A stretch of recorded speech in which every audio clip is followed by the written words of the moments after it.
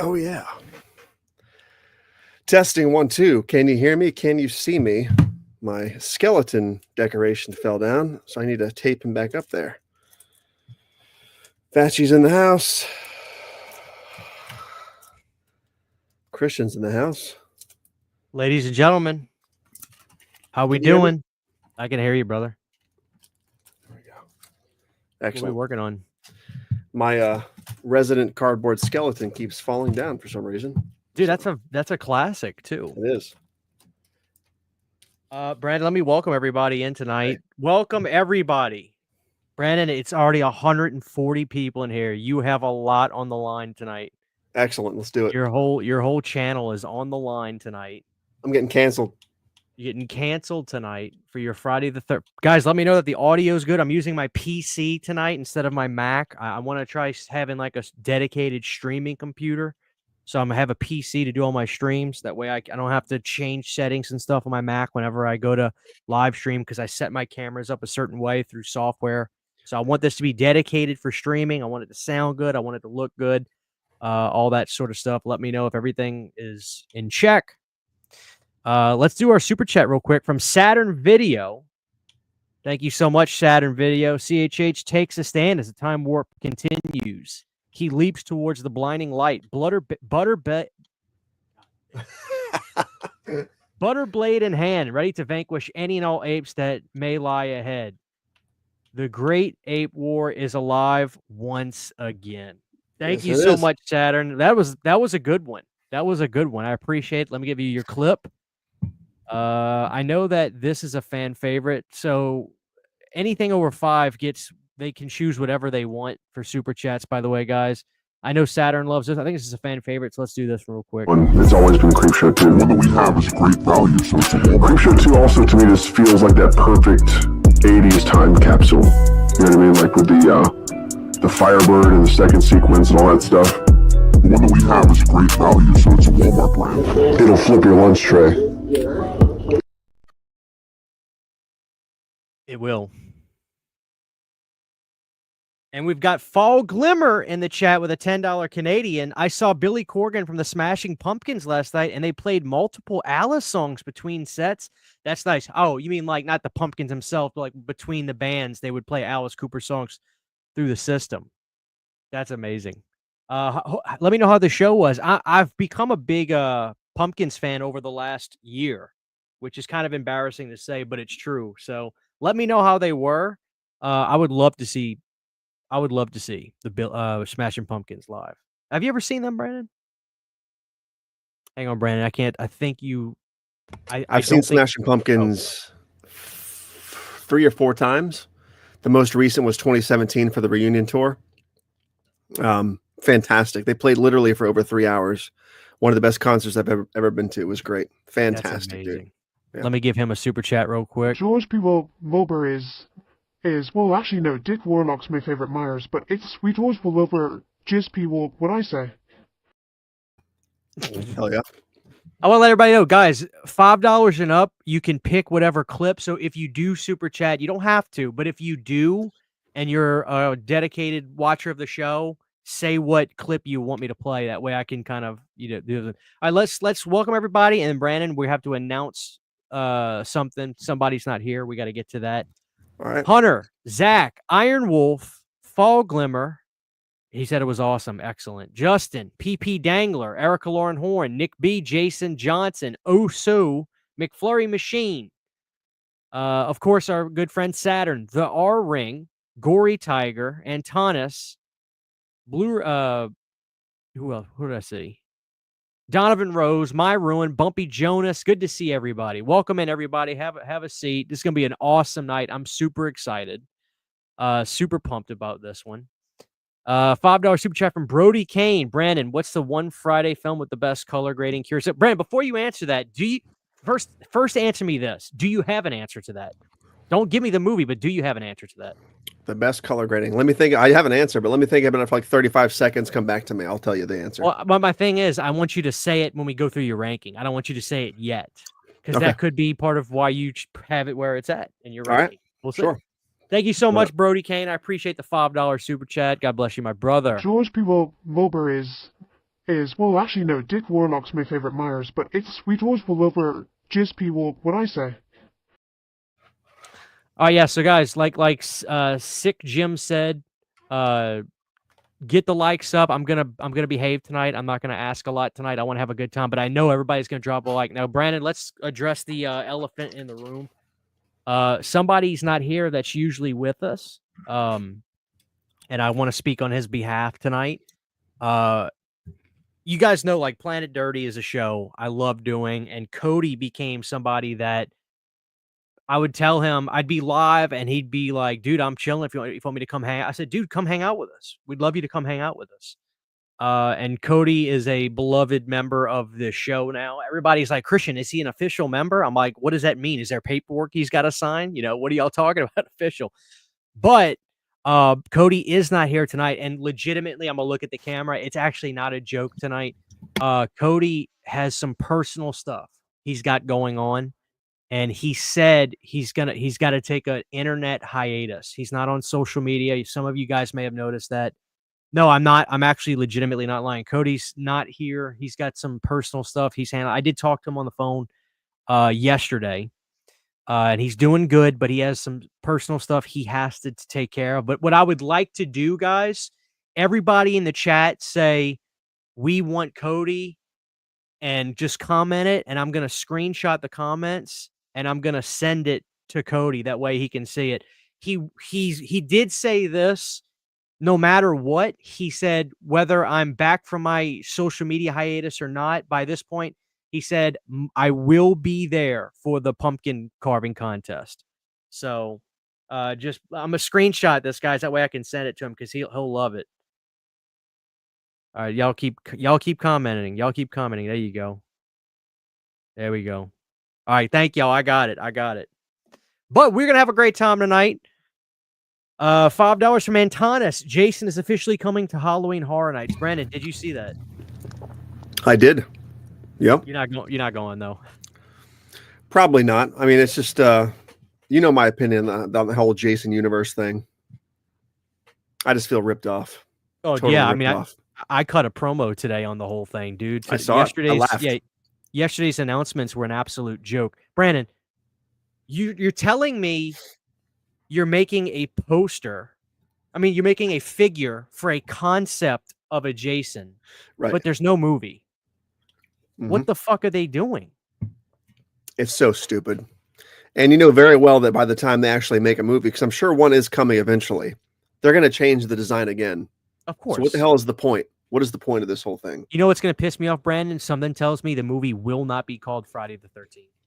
It won't. And it'll be called like The Legend of Jason or something. Or maybe just Jason.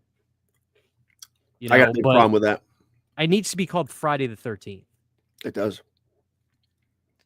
Thank you so much, Antonis. I appreciate it. Let me give you a quick one. I feel like people sleep. They do. And what are you drinking tonight? Then we're going to get started with tonight's show. I'm excited. I'm drinking Arizona Tropical Chillsicle Juice Cocktail. Are those still 99 cents?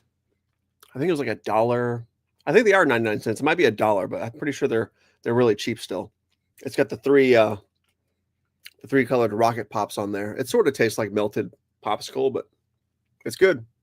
Guys, y'all ready for me to do my... So, Brandon, I showed Brandon this. Are you guys ready for me to do my taste test on the Toxic Waste Blueberry Energy Drink? Brandon, this was $1. Oh, it's going to be terrible. It's a Toxic Waste Blueberry Energy Drink. Let's see how much carbs it's got. All right, 0 sugars. It's got vitamin C. It's got 45 milligrams of sodium. Maybe that's not a lot. Last super chat, then I'm going to taste test this, guys, and then we are going to react to Brandon's list.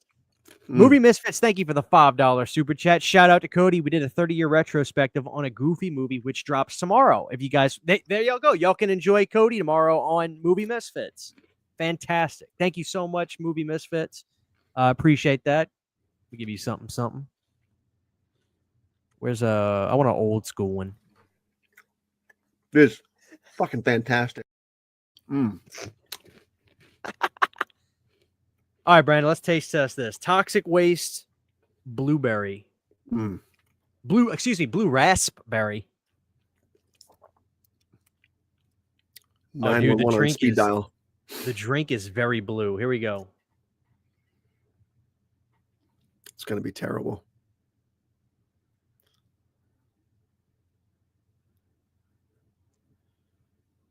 Yeah, it's gross, isn't it? Tastes like fucking shit, dude.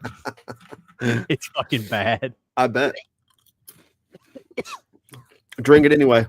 You got you now. God damn. Cheers, Oh, you gotta get the picture? Yeah, it's true.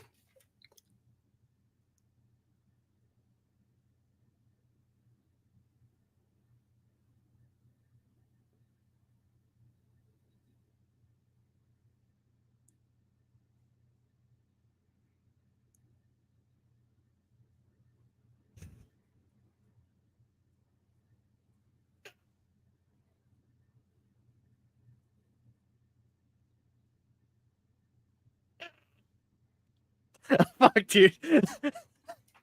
I wanted to hold it as long as possible, but I don't think you're gonna break. I'm not going to break. All right, Brandon, we're at 17 minutes. I'm assuming we got 100 likes already. Mm. Brandon, you got Let's see. 170. You got 100. Yeah, check for me. Double check for me. 24 likes. What? There's no way. That's what it says. Jake said Windex and bad vibes. What's he talking about? Windex. That's a good combination. 90 likes, excuse me. It hadn't caught up yet. I guess now I got my headphones on over my hat. I look like fucking little Bo Peep. 90 likes, guys. 10 more likes. We got 180 peep, guys. Let's get up to 200 viewers, 100 likes. We're gonna do Brandon's franchise ranking. I have no idea what he's gonna say. He told me he's been prepping for this week. He said he hasn't slept in days over this. I'm excited. Is that a remake mask? It is. Nice. It is. All right, Brandon. Y'all ready? Give me thumbs up in the chat if y'all are ready. I'm gonna watch Clown in a Cornfield soon. I don't know, Saturn. I have a feeling I'm gonna get fucking irate tonight. Oh yeah, the first thing is going to piss you guys off, I think. Our theater's ready. God, this tastes like absolute shit. I bet. But just to address everybody, I know the audience, including Christian and everybody else, thinks I'm always trolling. These are really from the heart, sincere choices. I'm not trolling anybody. These are literally how I rank these films. So bear with me on this list, please. All right, Brandon. That's my disclaimer. Let me get my media assets ready so I can pull up the movie when you say it. All right, Brandon. We're going worst to best, right? We're going to go worst to best. Without right. further ado, Brandon, tell people how you prepped for this. Not much prep at all. I just wrote down my list. It hasn't really changed much. I think a couple movies have flip-flopped, but maybe not. I would have to go back a couple years and see if I ranked these before somewhere. But I think my list is probably the same it's been for a long time. And that's going to piss everybody off, I'm sure, because my list is pretty wacky. Without further ado, then, you ready? I'm ready. Are you ready? That's the question. All right, here we go. At number 12, because there's 12 total films, including Freddy vs. Jason. All right, please don't be the remake. Here we go. Number 12. In my opinion, okay, one more disclaimer. I got to say this. I like all of these movies to an extent. I don't hate any of these movies. There's just some I like more than the others. I don't hate any film in this franchise. I'm going to start with that. Okay. Before the pitchforks come out. My number 12 choice as my least favorite Friday the 13th entry is the original 1980 film. I think that's the worst Friday the 13th film. You're a fucking madman. I just got to be real with it. Fucking kidding me. I like the movie. It's a good slasher, but what? But part 2 onward is just that's the franchise, man. What? That's where the DNA is sown. It's where the bones are made. It's where everything happens, man. Part 1 is just sort of an unnecessary jumping off point. It could just be exposition. It does not need to be. Bro, you're fucking losing it. That's where it has got to be, man. And again, I like the movie, but Dude, I just think it's the I saw this movie last night in the theater. I It knew this was would play a part. fucking amazing. The tension in this movie is insane. It's undeniable how good the original is. You're no better than Nick. I think part 1 would have been eons better. And everybody says this, I think, if she had been, Mrs. Voorhees had been shown somewhere in the film besides just showing up.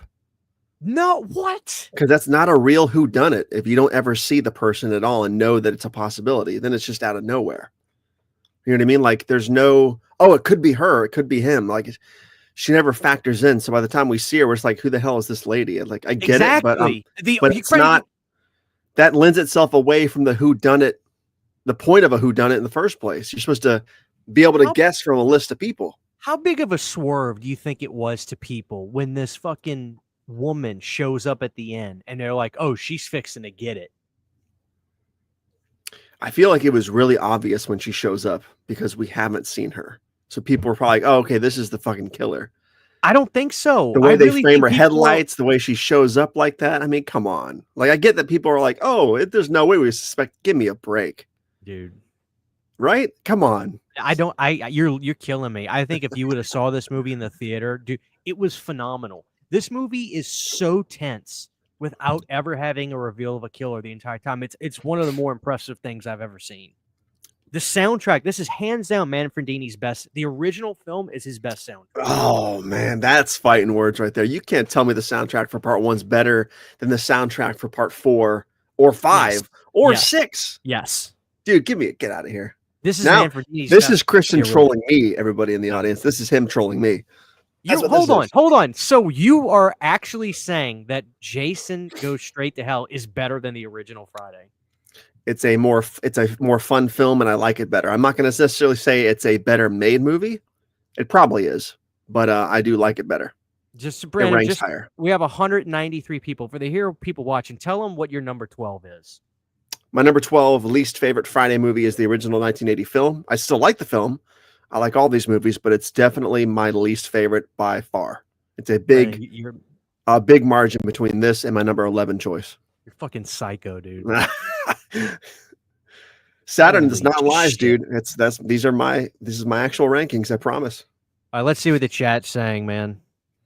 Casual Villainy says he agrees. God damn it. Jason Goes to Hell. Freddy versus Bumpy Jonas. Jacob says holy in the stream. Shit. Lies. Cursed Media agrees, dude.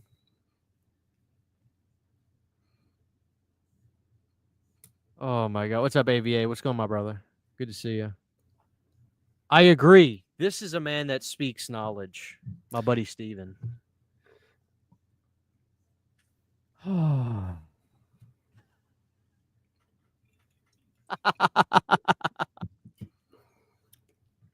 What are you guys talking about? Brandon's 1,000 years ahead of his time. What? Oh, yeah, the chat knows, man. They just know. Nah, dude, you got a few groupies in here. Oh, dude. Blu-ray, the weakest film out of what? It is, dude. I swear. Yeah, but hold on. I mean, maybe. Is it better than Texas Chainsaw Massacre? No. Is it better than Halloween? No. Is it better than the first Elm Street? Yes. You do think it's better than the first? I said no. Actually, no. I don't think so. I'm not a huge fan of the first Nightmare, but I think I do like Nightmare 1 better than this movie still. So I'm going to take that back. I think I may like Friday Part 1 over Nightmare 1. I might. I'm surprised at you for that. Well, dude, Part 2 is vastly superior. Oh, we lost one. All right, Brandon, we have 211 people here. You're Holy about crap. to tell, 214 people here, Brandon. You are about to tell everybody you're number 11 in this blessed franchise. If you say the remake, I'm you're done. You're done. My list is made. As you can see, I'm not typing people. This is made in front of me. So I'm not modifying it. My number 11 choice is Friday the 13th, 2009, the remake. You're a fucking bitch. You knew that was coming. You know, I surprised myself bitch. a little bit because I think a couple years ago, maybe I had this flip-flopped with the original, but I've come to like You this got movie this wrong, more. dude. And I think even as the watered down straight to DVD Friday the 13th movie that this is, it's still better than the first film. It's not watered down. What's watered down about it? It has a very made for TV movie, greatest hits Friday movie vibe. I don't hate it, but you know me in this film. It just has sort of a, I'm just very lukewarm on it. I don't hate it. I thought Derek Mears did a phenomenal job, a journeyman's job. A journeyman's But job. the movie is just not it. It's not what I wanted from the first entry of a new franchise. I think. What did you want? What did you want? I wanted heart and soul, and this didn't have it. This had, this just had kills, and it's just a really annoying cast. Besides Trent, who is hysterical, everybody else, I'm like, you guys. Even the supernatural guy, he bothered me. There was a very there was a self-important, almost narcissistic, annoying personality vibe to everybody in this film except for the bully, which is hilarious to me. You're killed. No, listen, Brandon. Friday, I'm just gonna say it. Friday 09 literally gave the Friday fans what they wanted, But what they always want. They want. But here's the thing, Brandon. Everybody's like, all the characters were cliche and stuff. No. They made characters that are from Friday the 13th films. That's all they did. I think they tried to, but a lot of those actors were really obnoxious. Wait up. Especially hold on. Is Shelley not obnoxious? Yeah, but he's obnoxious in a lovable way. Yeah, but Brandon, what are you talking about? They The literally actors put characters in this movie that are like from the other movies. They literally did everything a Friday the 13th fan would have wanted them to do. But they didn't, though, because if they did, there would have been like 100 sequels. I'm not yelling just at you. I'm yelling at all these motherfuckers that shit on this movie, but they're like, oh, yeah, Texas Chainsaw 03 is fucking amazing. Oh, really? It's here. Really? Because like I'm pretty sure that movie said, fuck what Gunnar Hansen and Toby Hooper did. If you want to get real, I'm fucking pissed. If you want to get real, Texas Chainsaw is much more of a crime than Friday 09. Yeah, but Texas Chainsaw 03 feels sincere. What? Friday 09 feels just like a greatest this hits. Movie... It feels like it feels like Puppet Master 6. That's what it feels like to me. It has that weird straight to video. I don't know again, I like this movie. I don't hate any of these films, but I'm just like, there's something about it, man. No, this movie. I can't be wrong because it killed the franchise Brandon, you can't say that. 16 years? 16 years now? Brandon, stop. You are way smarter than that. You know it has nothing to do with that. That movie made a shit ton of money. It was a rights disaster after this movie came out. Come on, Piz. What are you talking about? Piz knows, dude. God damn it. I agree, Iron Wolf. Jason was the scariest 2000. Brandon, I'm sorry. I'm going to bat for this film. You're a rat son of a bitch. You're just like everybody else. That I understand. Pisses and moans. They gave you. I'm not finished. They gave you what you wanted. Derek Mears was fucking incredible. You're gonna tell me you don't think Derek Mears is top 5 Jasons of all time? Let's not pretend that Ted White's slow, bumbling, walking through the hallway thing. Ted White was slow most of the time. He ran outside and stuff, but like Derek Mears is always fast. That's what I mean, though. And I still think Ted White would fold up Derek Mears' version of Jason like wet laundry. He would. Challenge it. He would. Challenge it. I'm going to bat for Mears. I'm going to be your dude. No, if we get another movie, I love Kane Hodder. Somebody else needs to break the streak of just doing one film. Derek is Jason to me as much as anybody else. He is phenomenal in that movie. And the fact that he was big and ran, that's what I wanted. He The ran in problem, the though, first. He ran in he's a 2 and big 3. guy, but the problem in the remake too is Ted White looks like a giant. Nowhere in 2009 does Derek Mears look like a giant. He just looks like a tall guy because the cast is all short. He doesn't look problem big. is the problem is Padalecki was a big dude. Padalecki's like 6'3". But if he would have been there, I think Derek would have seemed even more imposing in that film. But Padalecki's like 6'3" or 6'4". I think they made you understand why they used Padalecki in this movie, and then they used Jensen in My Bloody Valentine the same year.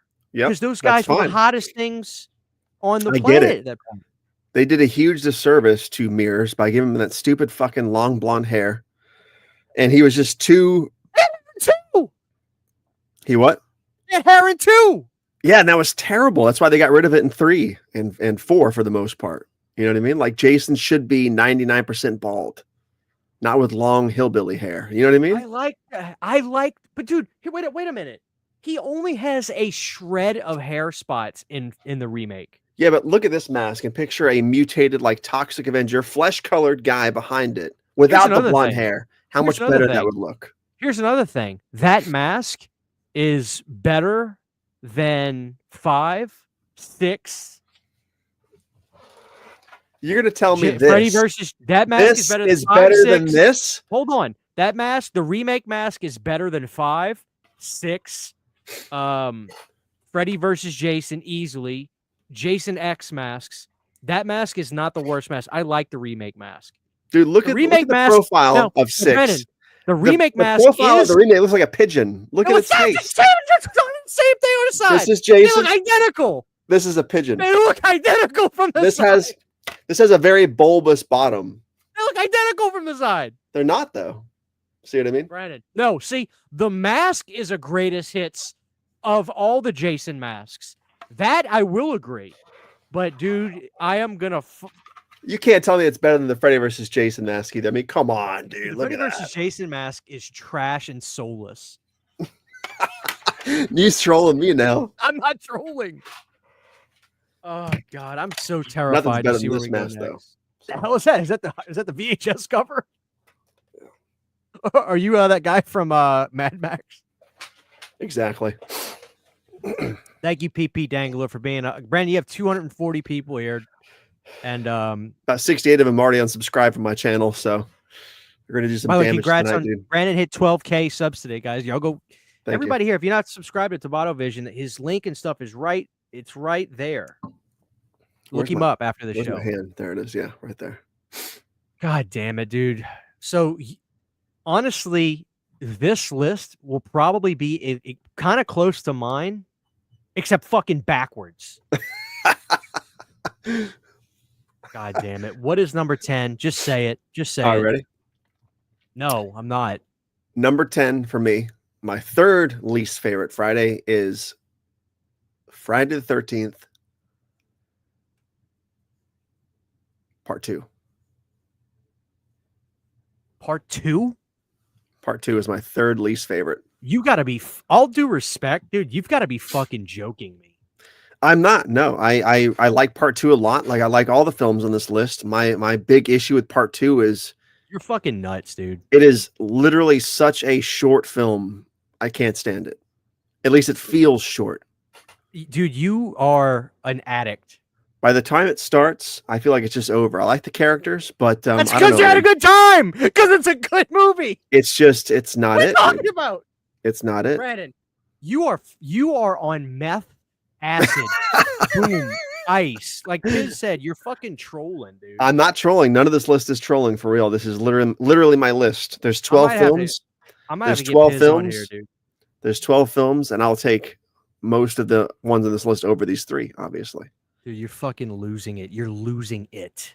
And again, I understand what they were doing in the movie. It was a fun sequel. I like the movie, but I just don't like, in retrospect, I don't like the smaller Jason. I'm not a fan. I like the Sackhead look a lot, but the smaller Jason I'm not a fan of, and I don't like the ginger hillbilly look of Jason unmasked in this film. I know that it's just a hallucination. It's not what he actually looks like, but like, give me a break. Brandon, all due respect, this is the worst list I've ever seen so far. I knew this was going to happen, but I gotta stay true to myself, Christian. Dude, Brandon, hold on. Brandon, I need you to look straight into the camera, and I need you to say, I think that Jason Goes to Hell is a better film than Friday the 13th Part 2. I think that Jason Goes to Hell is a better, more fun movie than No, Friday the 13th no! Part 2. I never said more fun. That's a cop-out. That That's means not, it's an though. excuse. But it's a factor. Dude, you are nuts. You are on meth. Oh, man. So your complaint, just so we get this straight, ladies and gentlemen, his complaint is that Part 2 is fun and ends too fast. No, it's not even all that fun. It's just it goes too quick. I feel like it doesn't even get started by the time it ends. Jason's too small. And he looks terrible when he's unmasked in this film. What are you talking about? And by the way, fantastic. I'm one of the few people who thinks that the final girl in this film is atrociously annoying on every level, I think. On every level, I think. Fucking nuts. I know. But you wanted this list. No, I wasn't looking for you to troll the audience. I'm not trolling. This is literally my list. This is literally my list. Brandon, we have 250 goddamn people here tonight, literally being castrated as fans. I need you to repeat so far your number 12, 11, and 10 for the people just Number here. 12, the original. Number 11, the remake, and number 10. Is that 10? 12, 11. Yeah, 10, Part 2. You know what's and guys, guess what's funny about this? Guess what's funny about this, guys? How much y'all want to bet he's not about to say Jason Goes to Hell yet? How much y'all want to bet check my he's list. not about to say Jason Goes to Hell yet? I'm not touching my keyboard. You see the list in front of me. I can share it if you want to. Am I ready for number 9? Let's just see what the chat's saying. Piz says, I'm so mad I'm subbing from both your channels. Brandon is going to have Part 9 or 8 at his number 1. Part 7 is the best Friday movie. The color grading is top tier. Brandon, Actually, it was still color timing at that point, but we'll keep going.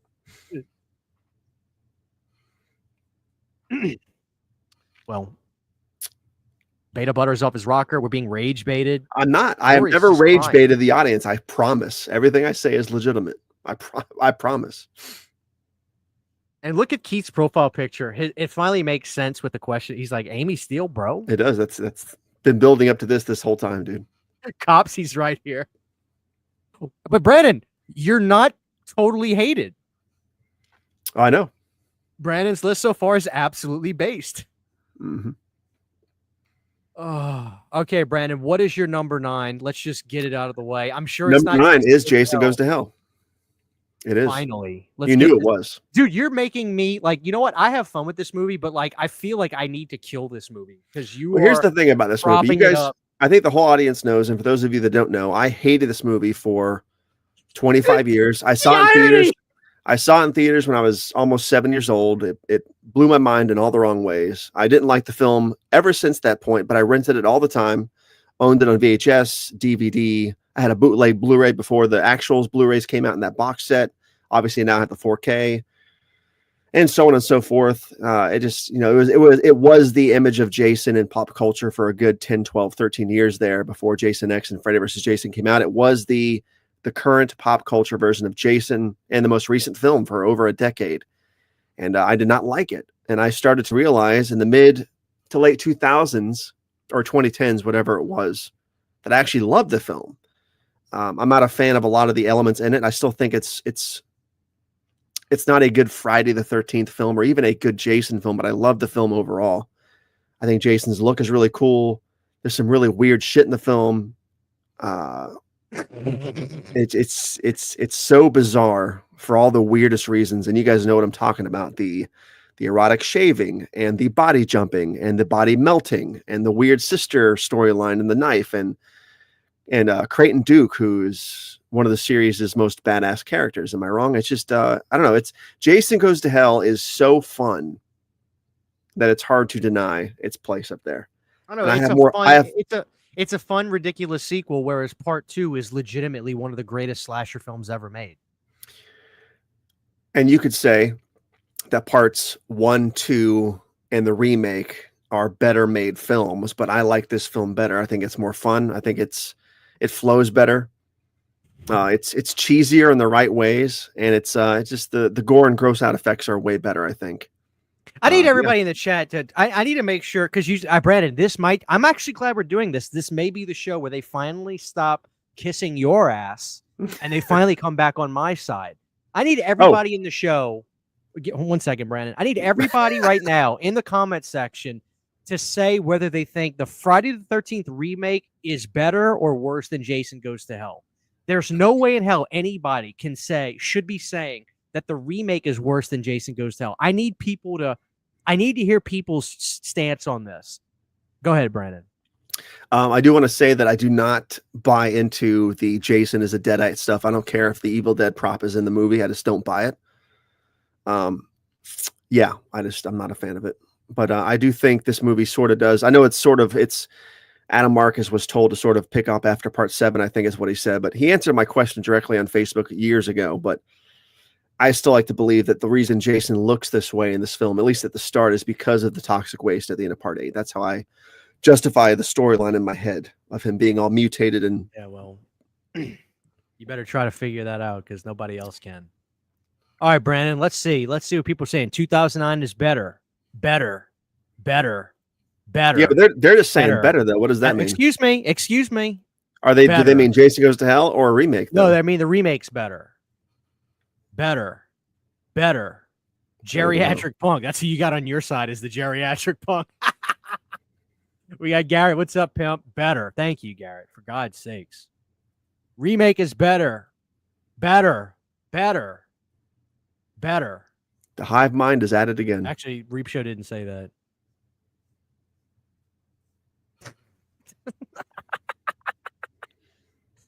Better. Thank you, Richard. Thank you. Besides CHH being an Apple fan, I was always on your side, Christian. Brandon, I think it's pretty fun. What's up, After Hours? Thank you. You better. All right, Brandon.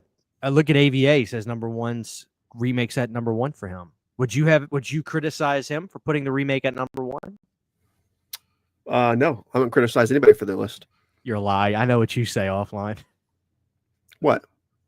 I'm not gonna say it here. Mike, what's up, pimp? Good to see you. 2009 is way better. Good to see you, Mike. We got to catch up soon, my dude. I haven't talked to you in a while.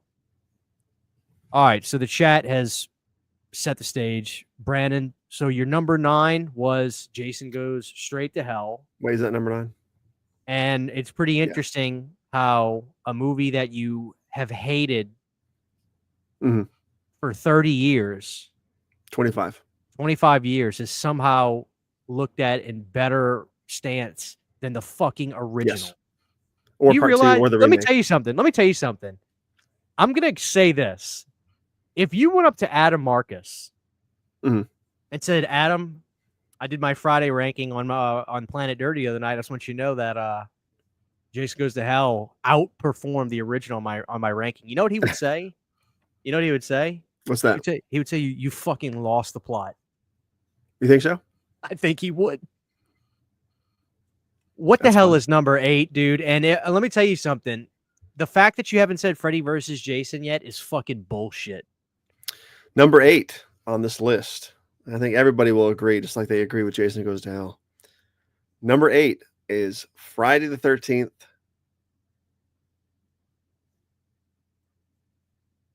Fucking say it, dude. 3D part 3. What? Part 3 is fucking amazing.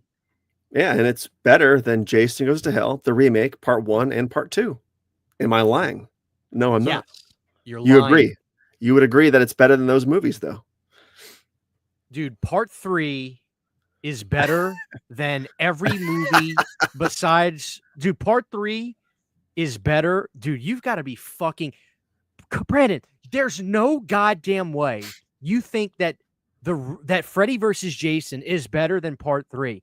You were bitching and pissing and moaning about me saying that the music was the best in the original, and this one has the Hot Ice disco theme. Dude, and somehow part 3's soundtrack kills the soundtrack for part 1, even with the Hot Ice soundtrack. Brandon, you are getting torched in the comments. That's fine. You all right, guys. All right. I think he's been fucking around this whole time. Let's go back to number 12. Number 12 is Friday the 13th, the original. Dude, fuck you, dude. Number 11 Fuck. is Friday the 13th, 2009. 10 is part 2. Number 9 is Jason Goes to Hell. God Number damn it. 8 is part 3. I will not be swayed by terrorists. I will not be peer pressured. I will not be bullied. I will not be bought. I will not be reasoned with. My Ruin knows what I'm talking about. And part 3 is good. It's really good. It's just it's not better than all the other ones on this list, and it is better than part 1, 2, the remake, and Jason Goes to Hell. You're a rat son of a bitch. If I've ever met one.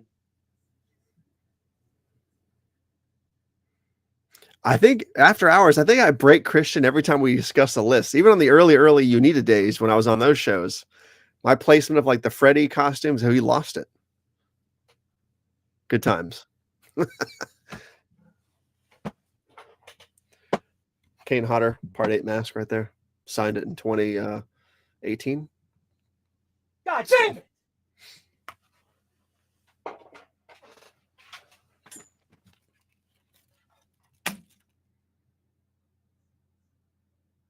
You're a son of a fucking bitch.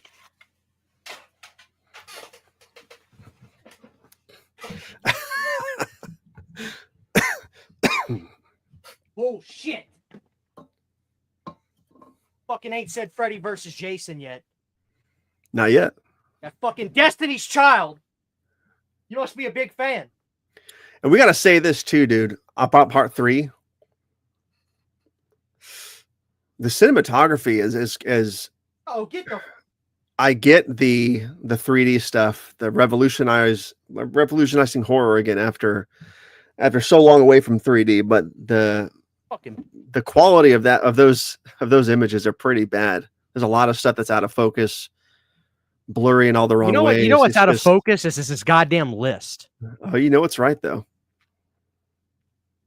Yeah, I was gonna have a good day tomorrow.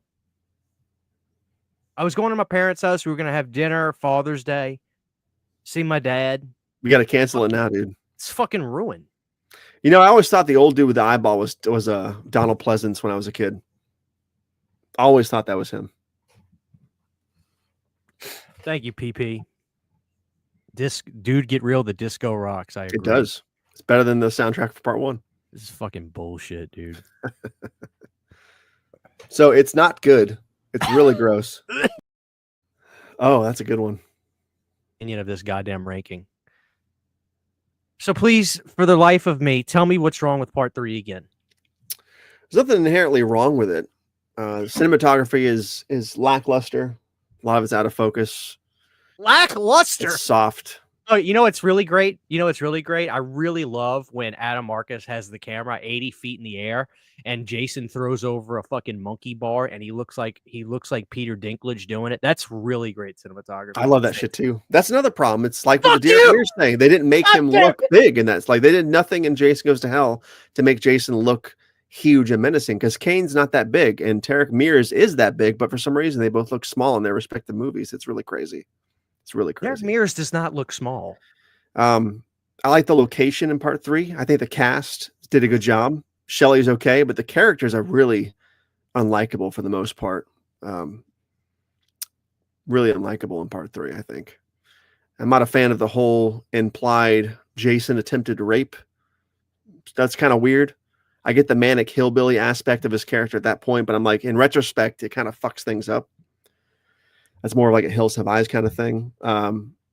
The opening shop sequence where he steals the clothes from the clothesline and there's the two who own the store is fucking hysterical. But yeah, it was like, yeah. Actually, that's Iron Wolf. You're right. The biker gang was awesome. They were fucking cool. They were pretty killer. Yeah, I'm just This is the most, dude. I thought this list was gonna be like kind of like oohs and ahs. Just fucking Oh, say what. Go I ahead. figured the chat was going to do this. I tell you what, though, that scene where the hippies are making the popcorn makes me want popcorn on the stove so bad. So good. So just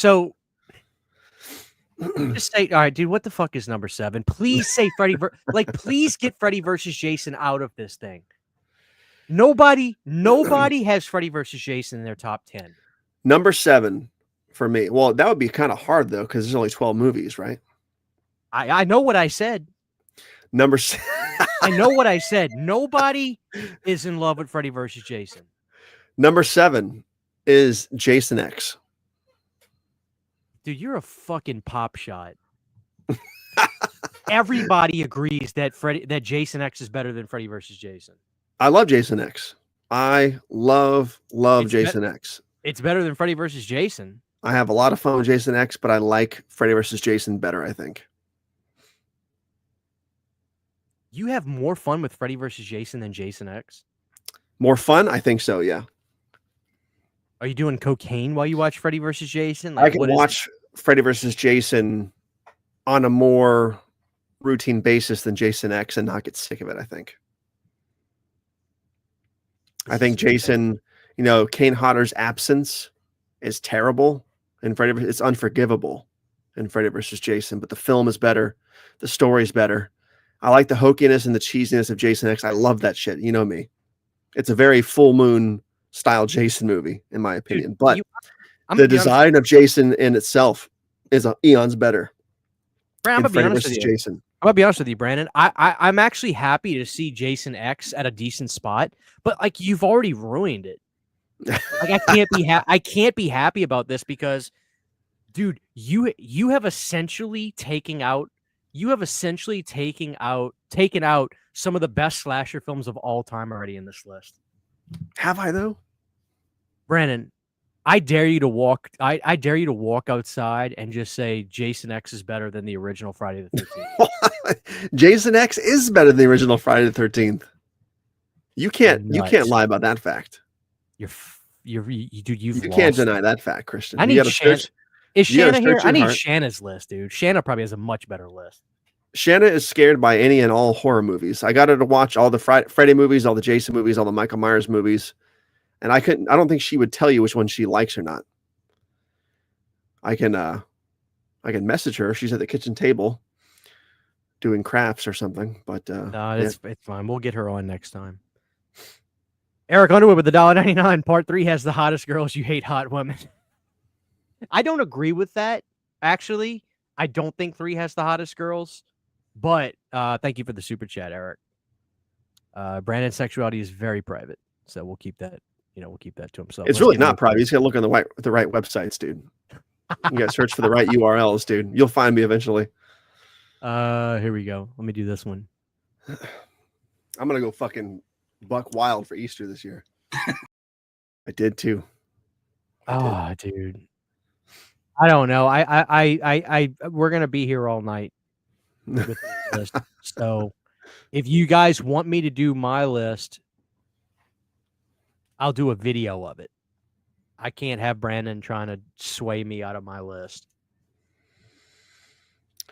We're gonna have to do your Halloween ranking. Oh, let's do all the rankings. I'm having fun with this stuff. The audience doesn't like me anymore, but that's okay.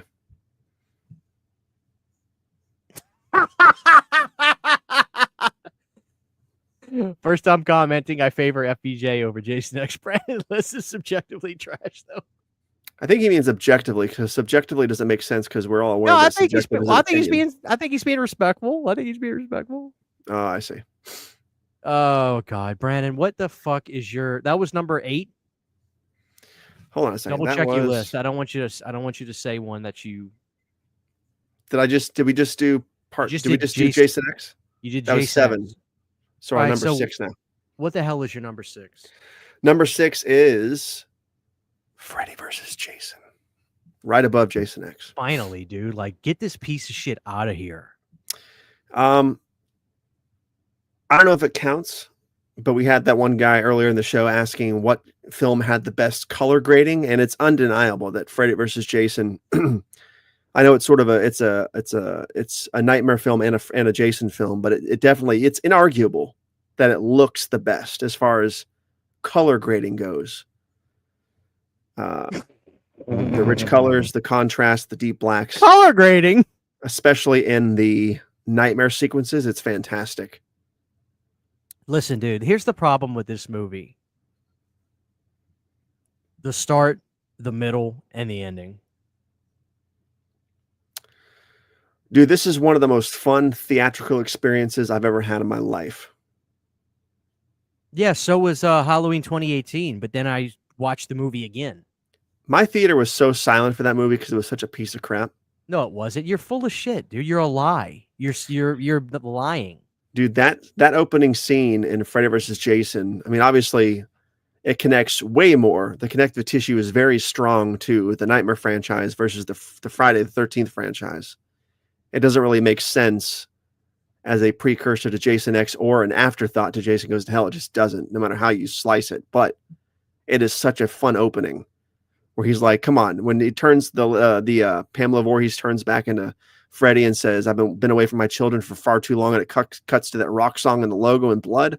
Dude, that is one of the most blood pumping, like fist in the air fucking opening sequences for any horror movie. Like that movie captured the zeitgeist of the early 2000s in the way that, like, that feeling you get when a big show is coming to an end, or like when the last Harry Potter film is coming to a close. It's that fucking, like, everybody's seeing this movie at the same fucking night. That's what it felt like, that opening sequence. You can't tell me the opening is trash. You're trolling me at this point. Throw me a bone here. So the opening is not trash, but you know damn well this is not the movie you wanted. And for you to sit up here and lie to my face and lie to 270 people's face, you've lost all credibility. No movie was going to be the Freddy versus Jason movie we wanted. That's not true. That's not true. That's not true. There was not a single draft. There were scripts. I've read them. Not a single draft that they chose that would have been 100% happy with everybody. And the one that I wanted where Freddy was sort of an old man, and they were kids were going in there to make fun of him into the dreamland, and he pulls Jason in to help him. That's a cool idea. But again, like you said in the past, and I've said in the past, and I think everybody else, the fact that we have this movie and it's 20 plus years old still blows my mind, because I remember ever since Jason Goes to Hell, seeing that in theaters, talking about it in grade school, seeing the comic books, all that shit. And then it happened. Please read this. Please read this out loud. I need you to read it out loud. Freddy died by fire. Jason died by water. How can we use that? Would you have written that on paper? No. Well, I mean, it's Brandon. Here's the thing. It's a stupid line. But, hold on a second. Here's the thing, though. The characters in that movie would probably be stupid enough to think there was something they could use with that. The problem is the movie went with the fact that he's afraid of water, when in reality it should be like, oh, he's not afraid of water. We're fucked. They should have made more of an effort to show he's not afraid of water. And like the writers say, they didn't write him that way. They wanted him to have a subconscious fear of drowning, which he probably does, not water itself. Like in Jason Part 8, where he's saying he's afraid of the sewer water coming at him because he's afraid of drowning. He's not afraid of the water. He's just having that fucking fear come out. You know what the problem They didn't execute it. They didn't execute it properly. They didn't execute shit properly. And some of the stuff they do, when I look back at it, it's pathetic because they couldn't even stick to their guns. Brandon, what's the whole point of the movie? Freddy's forgotten, right? Correct. So what does he do? He gets Jason to come to Springwood. Mm-hmm. He gets mad at Jason because he kills all his victims. Mm-hmm. I'm okay with that completely. But they have to appease everybody by saying, "Oh, well, we gotta have Freddy at least kill somebody in the film, otherwise people be upset." No, that's the whole point. Freddy's upset.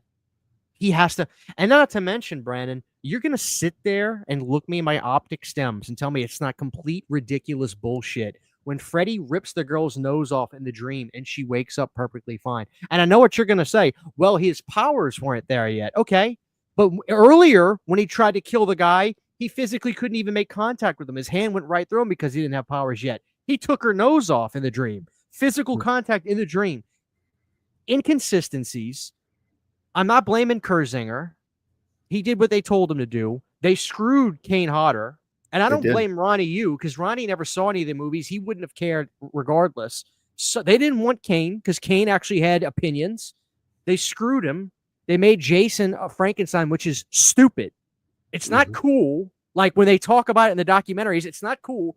This Jason sucks. The look is half-assed. The look is really good. The look is half-assed. It also introduced the jacket you guys all love so much from the remake. Yeah, everything about the remake, the look of everything, and the chat will agree with me on this. Everything look-wise about the remake is based off Freddy versus Jason. Yeah, it's 1,000 times better than this piece of shit. Robert is money because he's always money in every single Elm Street film. Whether you like Freddy's dead or not, you cannot deny that Robert is always money. This movie is a disservice. It's a horrid piece of crap.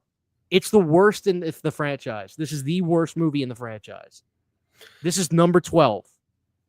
It's garbage. They threw in Destiny's Child people. It's not necessary. The acting is piss. And it's piss. It's bad. You talk about TV. You talk about 09 being a TV movie. No, dude. This has TV movie actors in it. Piss acting. And they all did better than the remake actors. You're a lie. Absolutely not. Dude, the remake is light years better than this film. Also, this movie is undeniably fun, as I've said already. You can't tell me it's not. No, one of the funnest entries. Dude, the last act is fun. The last act is fun. I think the whole movie's fun. And as far as inconsistencies go with the nose thing, I mean, they already broke the rules in part 2 years before this.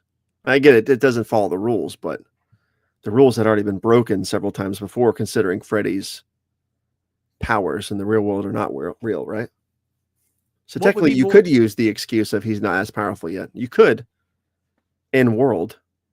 Dude, this is just... And no one's ever going to forgive them for not using Kane Hodder.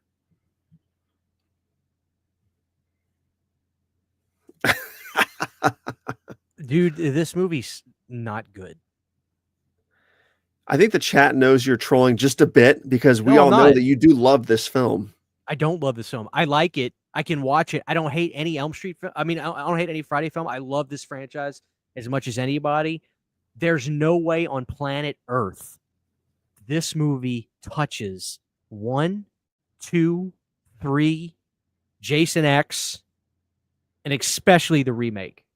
There's no way this movie is better than right the remake. Here above Jason X, you know?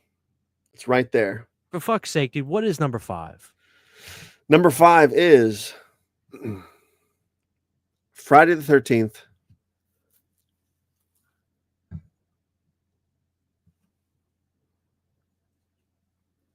Take it down. Number 5 is Friday the 13th, Part 5, A New Beginning.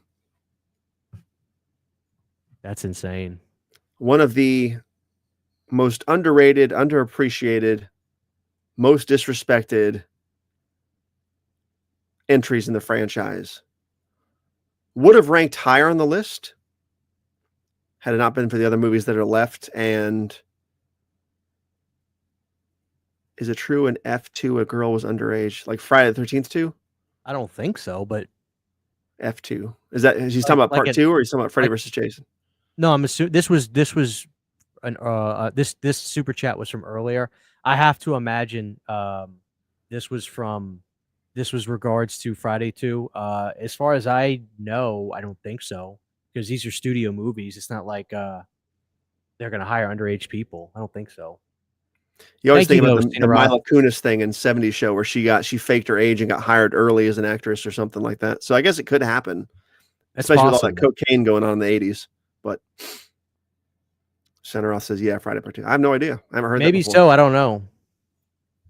All right, Brandon. So like, I can't say nothing bad about part 5. No, I mean, I think the story is fantastic. I think by this point, you've ended the franchise. You're not thinking about zombie Jason. You're thinking about how do you continue the franchise anew with a new beginning. I think there's nothing that's a lie in the title. I think they were genuinely trying to start the franchise anew with the same sort of setup, but not really. It's the same general area. Crystal Lake is down the road. Jason is undeniably, inarguably dead. How do you go on with the hockey mask killer? It's a copycat.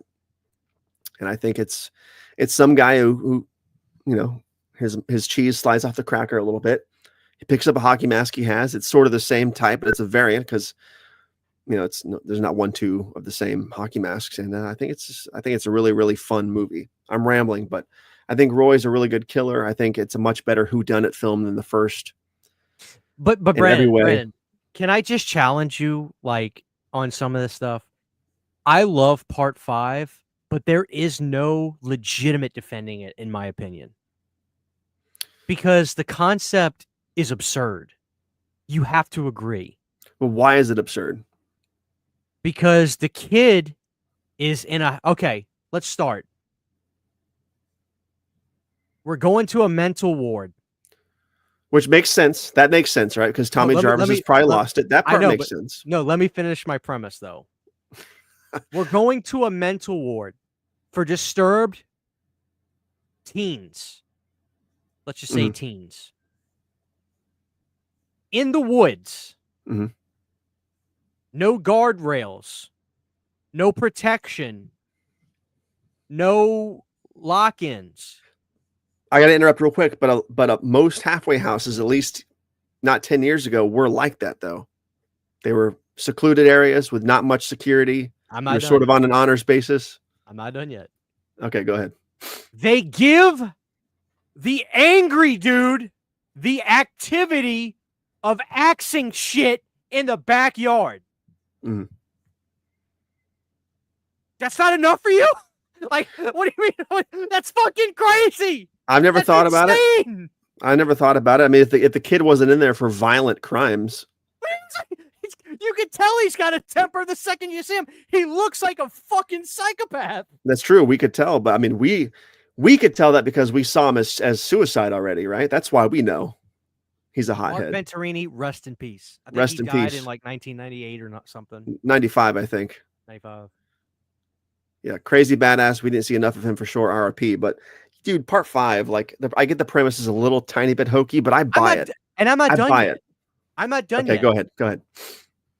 Then the kid, the heavyset kid eating the candy bar, he's living there. Somehow, the kid dies. Did the authorities not say, oh, we got to tell his dad?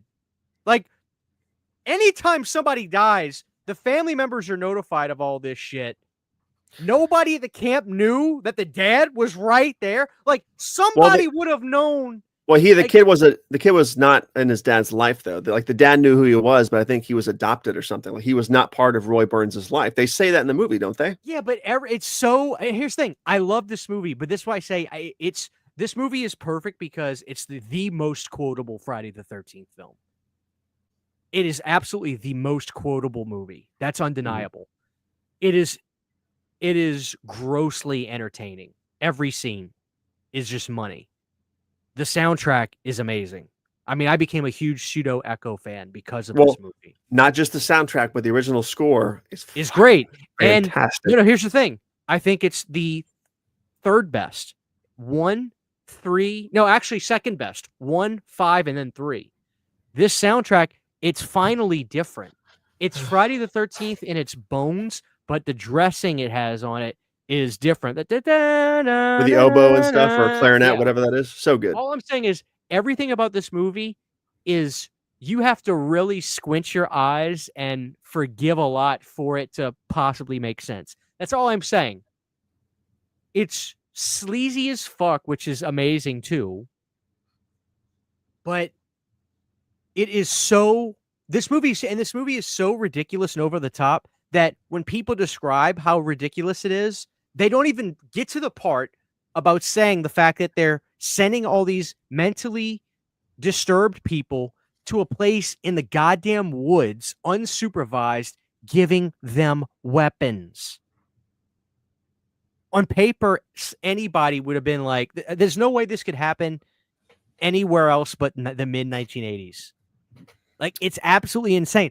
I love it, but this is why I say I think part 5 is you can't really defend it. Like, you can't say it's a legitimately good movie. You have come to, on. Brandon, I know here's the thing. That's what makes it so good. No, you can't Every say single set piece character. Now you're trolling me. You're trying to find ways to fucking. I love this movie, but I've gotta like, I think we love it. We both come together. We love this movie, but I feel like you would legitimately go to bat and defend the bones of this movie, whereas I would say it's absolutely undefendable, but it's fucking insanely entertaining. That's what I'm saying. Okay. I hear you. I bet you do. Party. Like, Fred, and here's another thing. You talk about annoying characters in the remake and in part 3. But the mom who's making the stew, her Ethel. son, Come eat your fucking slop. the son is the most annoying character in the entire franchise. Junior? Okay, listen, I'll tell you something about part 5. The He characters, screams the entire time on a dirt bike.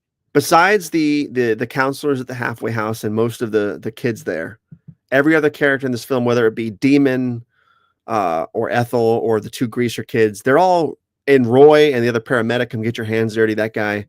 Everybody is 150% turned up. The dial's turned up. They're cartoon characters. They are so wacky and zany, unforgettable. But somehow, because of the way they're written, the way they're presented, and the way they were acted, or lack thereof, as far as acting goes, they seem more real than anybody from the remake to me.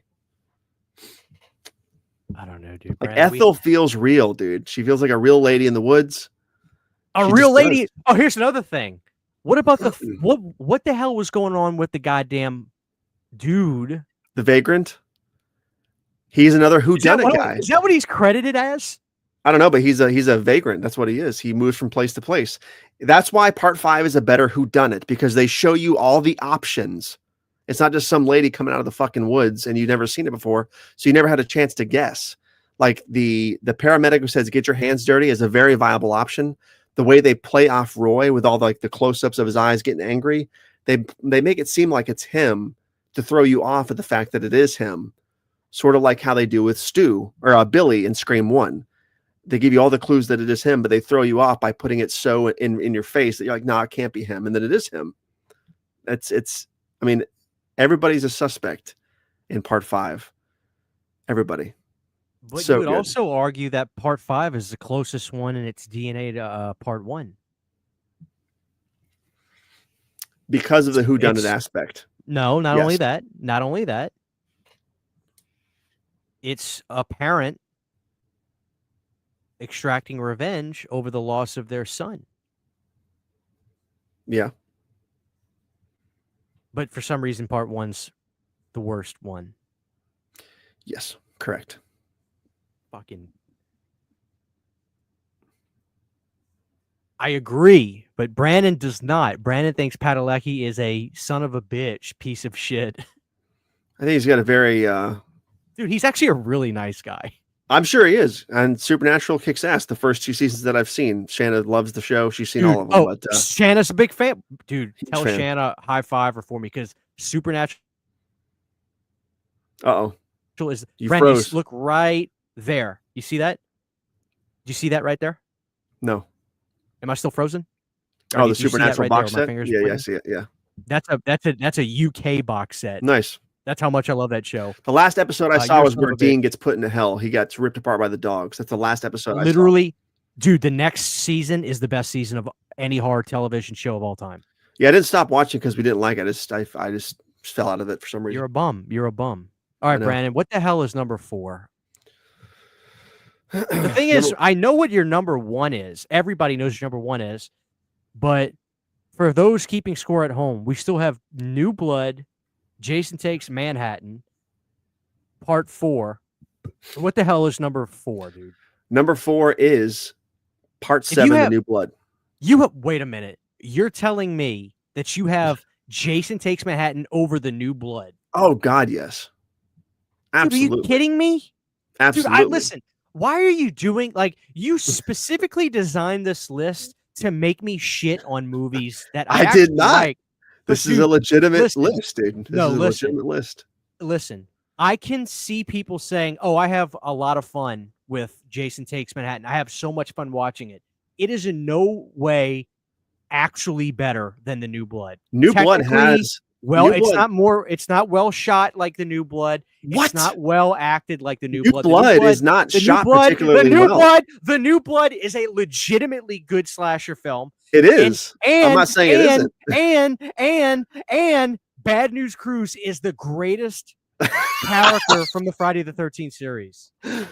Bad News Cruise is the greatest non-Jason character from the series. Bad News Cruise is not sleazier or funnier than McCulloch from Part 8. I will say that shit. McCulloch! You know I'm right. You know I'm right. No, dude, no, you're killing me. I have to go to bat for New Blood. I really do. Dude, Blood what is it? Where is it? Yeah, it's number 5. It's number 4. So it's up I know, there. but you've tic-tac-toed me in every scenario where you've somehow managed to make me shit on movies that I now love because you've placed them in strategic spots. You can't deny that Tina is one of the best final girls in the franchise of all time. You can't deny. Rest in peace. You can't deny, yes, RIP to her. You can't deny that Kane Hodder is one of the best Jasons. Definitely in the top 2. Performance. This is his best performance. One of the best costumes, one of the angriest Jasons, one of the gloomiest and coldest Crystal Lakes. Absolutely. It was southern woods. Yeah, out Southern Alabama. Yeah, I get it. I understand all this. I get the point. Even the opening sequence is genius, the recap, because it has the voice of Crazy Ralph doing the voice, and the way they make it, they remove all the comedic aspects of the first 6 films, and the recap is played totally serious and totally straight, and it gives it a much more serious and scary like overtone, I guess you could say. I love that shit. I get it. I love the setting. I love the ending. The third act kicks fucking ass. The cast is great. The characters are fun. I agree. Like the Star Mummy. I love that guy. So Brandon, really quick. I don't want to interrupt you too much because I want to let you say all you want to say, but I got to say this before you get to your cons. There's only one con in this movie. When I mean con, I mean like pros and cons. There's only one con. The only con in this movie, legitimately, and this is why I say, look, Brandon, my Jason Takes Manhattan poster is I want you to see this. I love this movie. My poster is literally right there. I've got it hanging up. Okay? I love Jason Takes Manhattan. But the thing is, Jason Takes Manhattan has so many things that are just fucked up about it. This movie legitimately has one screw up. Other than that, this is a perfect slasher film. The only screw up is that the daddy was not a zombie when he came out the water. That's it. Like that is all this movie does wrong. Other than that, this movie is this is the best late 80s slasher film besides like The Dream Master. Like this movie is fucking perfect besides the daddy being a zombie. Now, please tell me what you think is wrong with this movie. The dad looking like a human is fine because he's just an apparition. He's a vision of Tina. She's not actually there, right? That's what I've always gathered.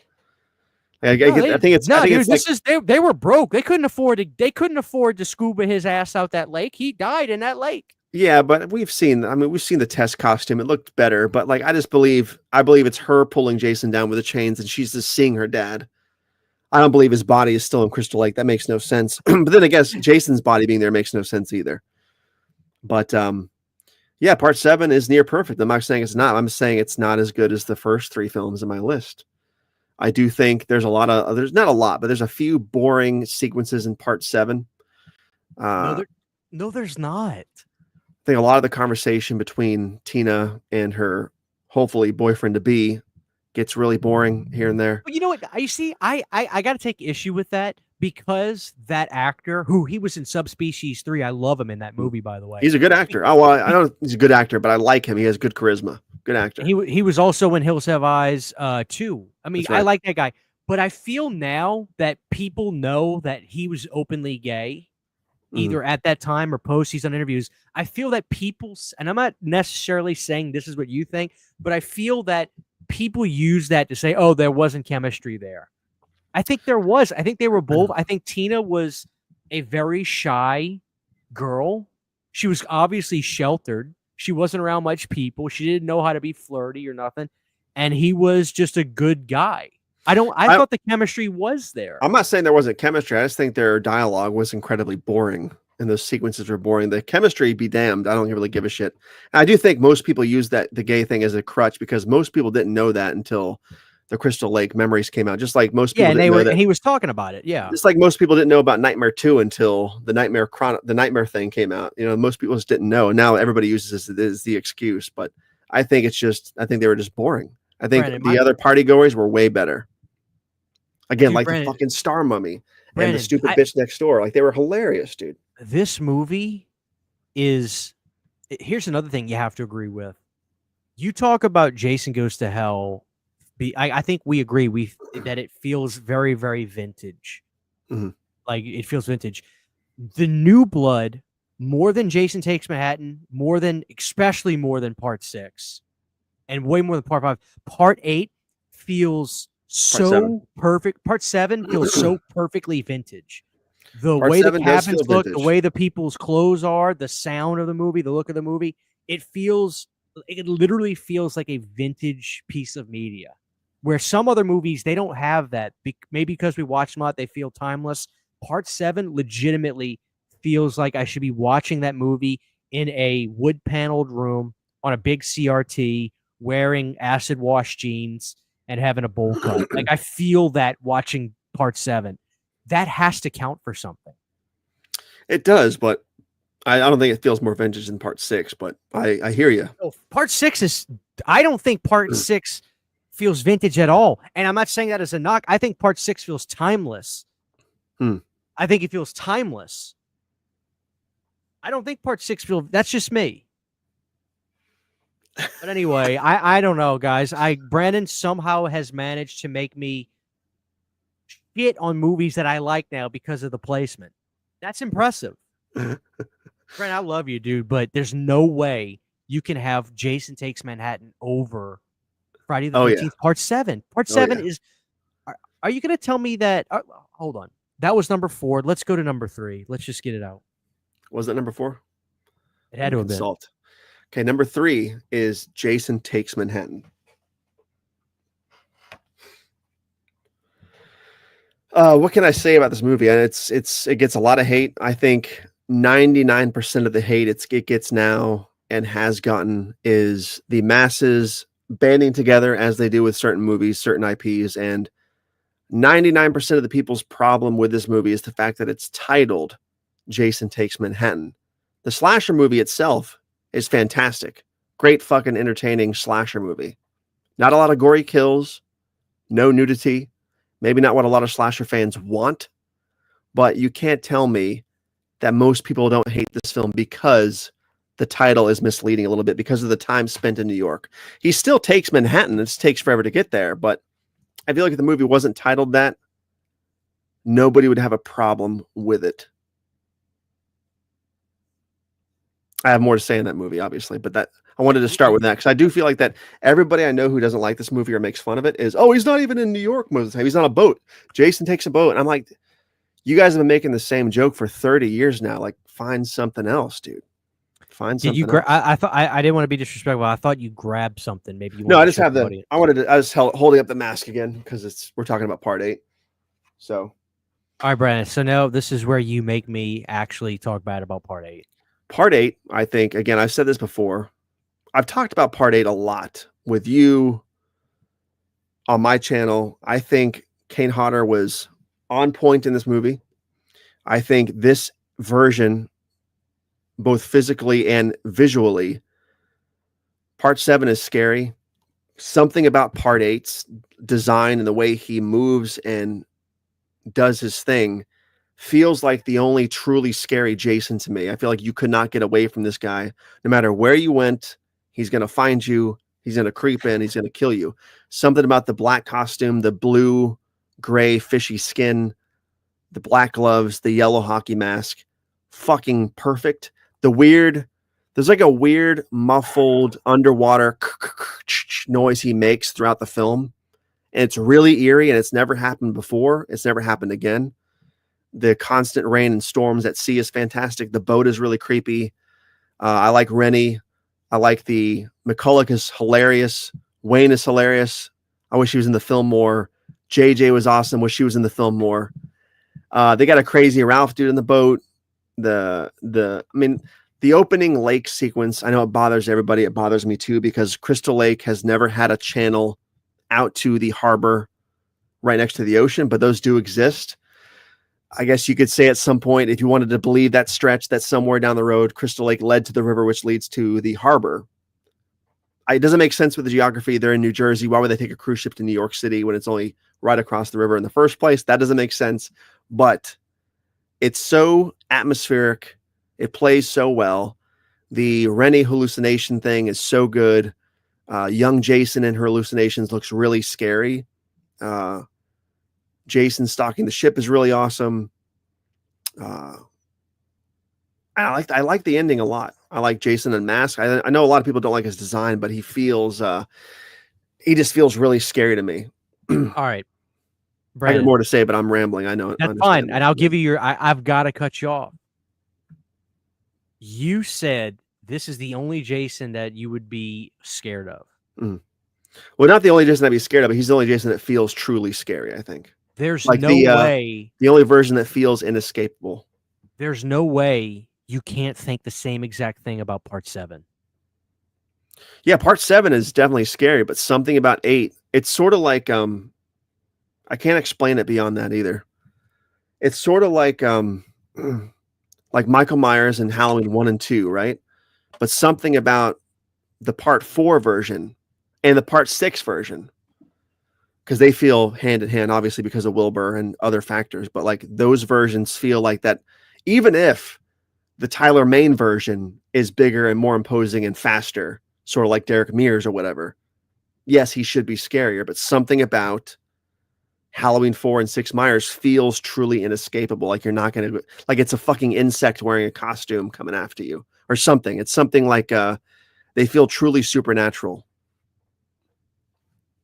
I have no idea where I'm going, but I'm trying to explain it, but I can't. You do accept the fact, though, that this movie was made very amateur. I think it looks great.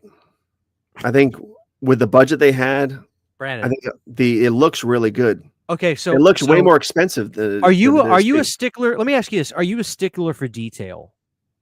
It depends.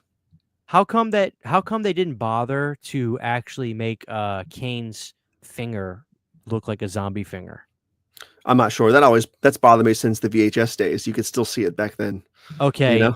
How come you don't have an issue with the captain of the ship's death being so bad that Kane didn't even get close to touching his actual neck on the close-up shot? I mean, that's no worse than the backwards machete neck throat chop in Part 2. I disagree. They did it backwards, but they made contact. You know damn well if you're watching Part 8 and somebody walked in on that scene, you'd feel very embarrassed. I wouldn't feel embarrassed. I mean, you could say it made contact and you just didn't sort of like, because the lighting was weird or something. Like, I get it. In the story, he makes contact. I get that it was sort of a flub, but I've seen worse flubs in the series before this. Part 8 has the best opening out of all the movies, in my opinion. Like, legitimately, that song, Darkest Side of Night, is a masterpiece. I'm so glad that Metropolis put that record on Spotify finally, because I love the record.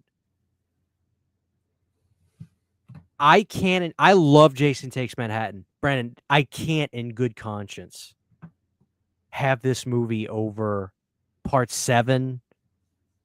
I'll give you this. I definitely have it over Jason Goes to Hell. I have it over Jason X. I have it over Freddy versus Jason. This movie is no way over Part 7. And like, you can't tell me that the stuff in New York or, where they were in somewhere in Canada for a lot of those sequences, the alleyways and stuff, the sewer sequences. Yeah. Budget aside, jokes aside, those scenes look very expensive and expansive. Like the alleyway scenes are killer. The rooftop scene looks great. The sewer They- sequences look fantastic. The subway stuff looks awesome. Right? I mean, come on. You're frozen, Christian, by the way. Or am I frozen? Chat, am I frozen or is he frozen? Vancouver, yep. Chat, am I frozen or is Christian frozen? I can't tell. I'm back. I'm back. I'm back. Christian's frozen. There, you're back now. Sorry. I didn't hear what you said. I was I just just gonna said I said the New York scenes looked great. That's what I was saying. I think fairly. They look fairly good. I wouldn't say great. They still look like they're part of a very modestly budgeted horror film. How though? I think they look expensive. Well, this is why ultimately keeping Jason in the woods is the best way to go. Because, but here's the other thing, Brandon. Don't you also admit that it's kind of so stupid to say, what if we take, they say they want to take him out of, it makes sense to go out of Crystal Lake. I get that. Why? And listen, Mancuso Jr. is to blame for this. Number one, not Rob Heaton. Mancuso Jr. is to blame for this. He's done how many, Brandon, at that point? He had been involved since part 2, right? I think maybe 2, but I thought it was 3 onward. He produced 3 onward, but he did 2. He worked on 2. You're going to tell me he didn't have the foresight to know what would be allocated for a budget? I think he probably had big ambitions, and his dad was like, "No, fuck that. We got to slice this budget, dude." That's what I think happened. And that was the biggest budgeted one at the time. And I think Mancuso Jr., I get that he gets flack for this movie, but without Mancuso Jr., we wouldn't have the franchise. I love him. Just like people shit on Bob Shea for the same reason. They're like, dude, without Bob Shea, we wouldn't have a Nightmare franchise. That's my only thing about that. I think the franchise has been terrible for the most part since Mancuso Jr. left. Now, again, no offense to Bob Shea. I fucking love Bob Shea. I think he got wrongfully, I think he got fucked with that New Line Time Warner deal. Anyways, I think once Mancuso Jr. left the ship with this movie, I think the franchise has never been the same. It's never recovered. Just like I don't think the Nightmare franchise will ever recover without Bob Shea. We already know that, for one thing, being the fucking Nightmare remake, right? I don't think he was really involved in that. But I'm off topic. Brandon, Elm Street will never recover without Robert Englund. Let's just call a spade a spade. I think it could. It just has to be done really, really, really carefully. I actually agree with this comment. The remake is the last time you guys will get a Friday movie that embraces all the elements of the series you didn't know what you had. I agree with that, Brandon, and I think you will eventually swallow your words on the remake when this all comes to be true. I don't think so. No, I think so. The Friday movie can have all the things you think it wants, but if it's not done a certain way, it doesn't matter. Not when it's not done a certain way, Brandon. You're going to tell me you have any hope in the Crystal Lake TV show, much less a new movie from Jason Universe? No, I think all that's going to go away, actually. I don't think the Jason Universe is going to stand. I think it'll go away. Oh, buddy. Oh, buddy. Yeah, someone's going to come in with deep pockets, and all they really have to do is, I mean, Jason Universe has the rights to all the Jason stuff, and all somebody else has got to do is outmatch that, buy them back, and then buy the Friday the 13th title. Like, it will happen. Somebody will come in. We'll talk about this a little bit more after we get down with your ranking, Brandon. Number 2 is obviously. Go ahead. I'll let you say it. I want to say it. You may have changed your mind. I don't know. For what? Oh, sorry. We're moving on. We're on number 2. Yeah. Number 2 is the final chapter. Take it away. Probably the most perfect slasher film in existence. I agree. Great idea. I know it's probably number 1. I know it's probably very cliche, but it really is. It's got a really weird quality about it. Obviously, the opening recap of the first 3 films is fantastic. It's not better than the recap from 7, but the way this movie so confidently picks up after the events of 3 and just goes, I can't explain it, but Friday the 13th final chapter feels way more, what's the word, like comfortable in its own skin than the first 3 films ever did. I'm not sure if that's translated to how I want it to translate, but it comes out of the gate swinging, and it feels like such a mature, even with the kid, Tommy Jarvis. Part 4 feels like such a mature slasher film. It doesn't feel like it's part 4. It really feels like I can't even explain what I'm trying to talk about. This has such a an unnaturally, like, it believes in itself unnaturally to the point where it just swings, it goes, it's perfect in every single way. I don't think anything of what I'm saying is making sense. I'm trying to explain what I'm. Maybe you can help me out here, Christian. There's Well, you something know, about part 4. I think, Brandon, I really think, and I don't say this as an excuse of not being able to explain it well. I just think sometimes the stars align and a movie has that X factor. There are certain movies where the script could be perfect, but the movies don't translate. We saw this happen a bunch in the 90s. That's why Mhm. movies like Congo exist, where on paper it should have been a huge, massive success. And it kind of was, but the reality is sometimes these movies don't translate well and audiences don't love it. Part 4, they were like, this is the last one. Let's do it right. The right people were involved. You had a great director who was probably a little bit of a tyrant, to be honest with you. Mhm. You had probably the perfect kind of Jason because the guy was angsty, didn't want to do it, so he was pissed off. And I think the cast was they casted everybody right. I just think they Yep. did everything as right as they possibly could. This movie took a 2-year break from part 3, right? Mhm. So there was time with this one. We would probably have even better Friday films had they taken a year off to prep each movie. I mean, I'll be honest Yes. with you. I'm not saying I want it that way. That's the charm of the series looking back. But the reality is, this movie took a break. And honestly, Brandon, look at part 7. Part 7 is a great slasher film. And had it come out immediately after 6, it probably wouldn't be half as good. They took Mhm. time to develop, So I think that's your answer right there. The 2 movies that had a little bit of a gap between the rest, 4 and 7, dude, they're arguably 2 of the best of the Paramounts. So there I you have think it. the cast kicks ass, and the characters are good. And part 4 is so relentless and dark and mature and unapologetic, and it really does have a really angry. Like, part 7 has a really mean-spirited, angry tone overall. So does part 4. Like, part 4 has a really. It's not a. It's a very bleak film. Even the ending. Like, part 4 is. I don't know anybody. I don't think I know anybody who doesn't like part 4. Part 4 is weird too because there's people who hate the franchise, everything about Jason and part 1 through 3 and part 5 through whatever. People hate the franchise. Can look at 4 as a standalone slasher and be like, yeah, it's one of the best slashers ever made. It's fucking insane how that works. Dude, I also feel like there's something almost like foggy about part 4. Like, not literally, but especially like when I would watch the old DVD of it. And it made it seem more dangerous. I mean, obviously, and I think part of that was like, that scene where you see Jason in the shower, where he's like the guy's taking that shower and it's all foggy in there. That shit is creepy. When you see It is. Jason reaching through the glass, I don't know, dude. Like, this movie is probably the best slasher film of all time. It's debatable, but part 4 is perfect. I mean, what is there to say? I think it's one of the best scores. Very angry score. I love everything about it. Everything about it.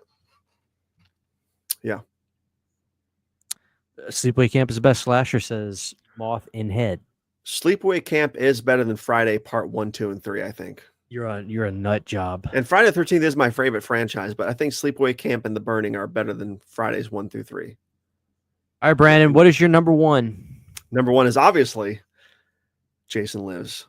The fucking tour de force Friday the 13th. I think it's probably become the fan favorite in the same way Dream Warriors have.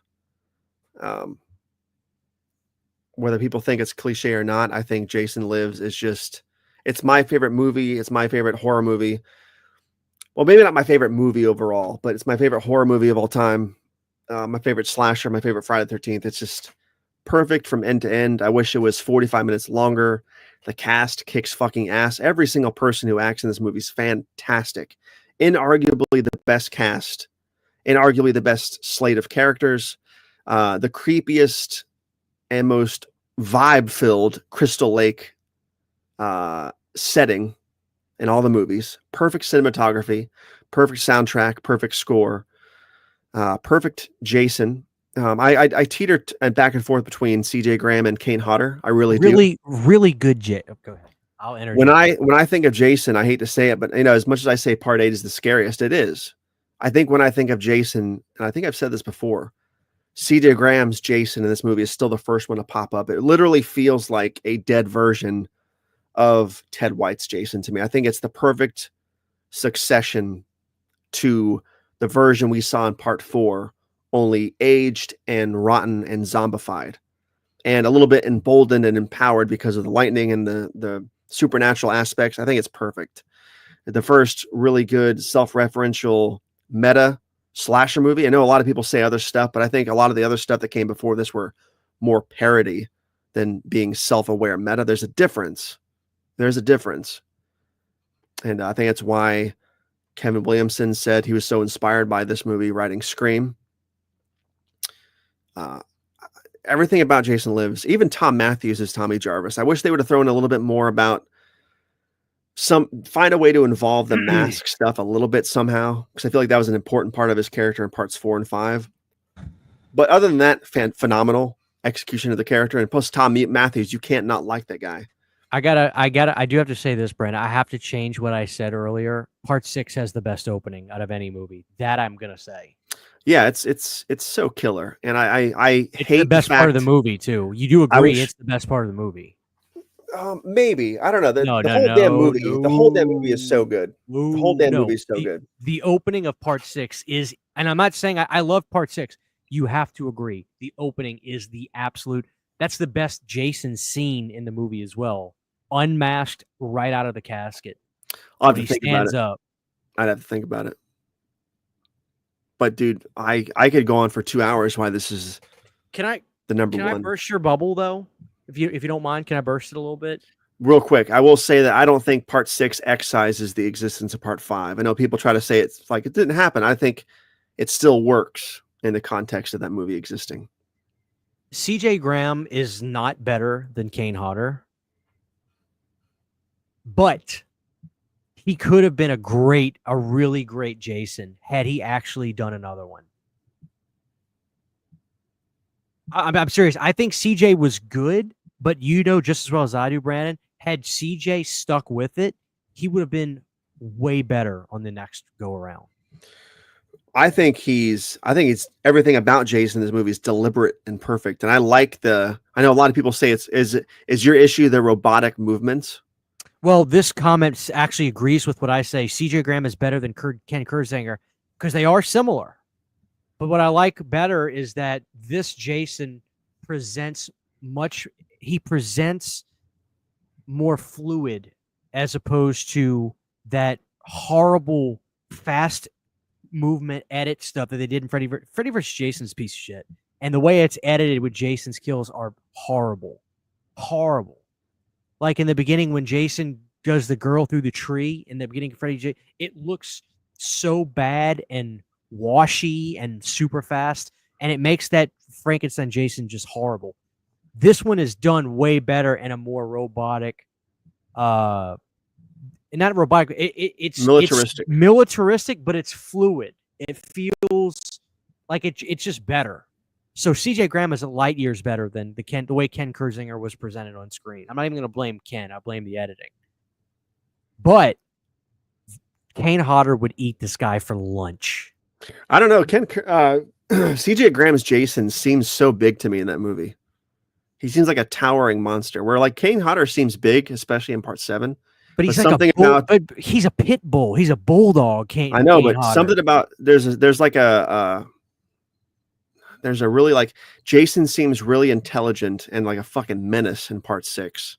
Like he's very, very super self-aware of himself. Whereas in Part 7, 8, 9, 10, you could argue that he is self-aware and a menace. Obviously, he's a fucking psychopath. But there's something about Part 6 that really feels like you're in the woods. Like I feel like Derek Mears is more in line with the Ted White / CJ Graham version than anybody else. I feel like those three could live in the same pool, whereas they're super self-aware and know what they're doing on like a meticulous level. I feel like I'm making no sense here, but it's making sense in my head. I really think that CJ should have done another one. I'm not saying I would necessarily change history because Kane, I I almost feel like it's like cliche to be like, oh yeah, Kane Hodder is the best Jason, but he really kind of is. Like he really kind of is. Like I like CJ, but I think it worked for this movie. But I also think here's what I'm saying, Brandon. Imagine Kane Hodder coming out of the grave in 6. I think the It would have tall been insanely creepy. it would have been, but the lineage of the Ted White thing I think makes more sense to have a tall, lanky, sort of muscular built Jason than the super like, you know. I can agree with that. Because in part 7, I always, as a kid, you justify things as a kid does, and in part 7, I justified that like a change swamp monster now. as a swamp monster. He's waterlogged. He's bulked up. That's how I always justified it as a kid. I can meet you halfway on that. I just, dude, I don't know. Like, I used to shit on 6 for the stupidest reasons. I now love 6. I think it is one of the best horror comedies ever made. I really do. I love this movie. Obviously, I can't shit on anything about this because the great Alice Cooper does music for this movie. It's a shame Hard Rock Summer is not available, on like Spotify or anything. The only way you can listen, one of the only ways you can listen to it is you actually did a remaster of the song on your channel, which, by the way, guys, Brandon, we have 250 people here.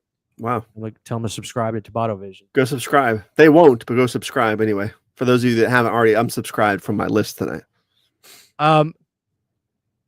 This is fair. I shit on 6 because it's comedy and not horror. I get that. I am a huge horror comedy lover. My whole thing was I just didn't like Jason's look, and I held it against him. Listen, here's the thing about that comment, though. If you're going to shit on this movie for being a comedy horror, you have to shit on Return of the Living Dead. It's the same exact thing. It's a horror movie with comedy sprinkled in naturally. Nothing feels forced. There's nothing scary movie parody about this movie. So I don't buy that excuse from people. I think it's more of the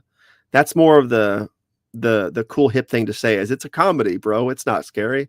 That's what I think. I think the difference is that Return of the Living Dead is so fun, but it's also extremely stressful. So you don't have time to just continuously laugh. Like Return of the Living Dead is classic and you love it, but Return of the Living Dead is very stressful. It is. So that's the difference where I think people don't realize as much they're watching a comedy as the way they do with Jason Lives. But in Jason Lives, though, by the time the second and third act come to being, they're not really doing comedic stuff anymore. Besides the kids saying a couple things under the bed, right? Like it gets. I gotta be honest, man. Like the kids stuff in this movie is the one thing I might can do without. Like I'm not one of those people that's like he should have taken out a kid. No.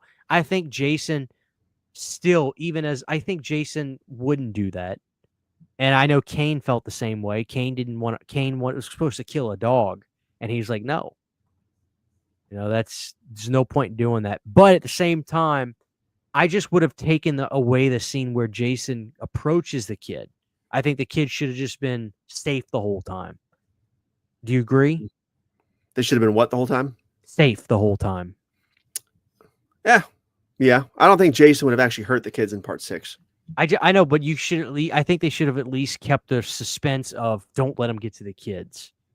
Yeah, I can see that.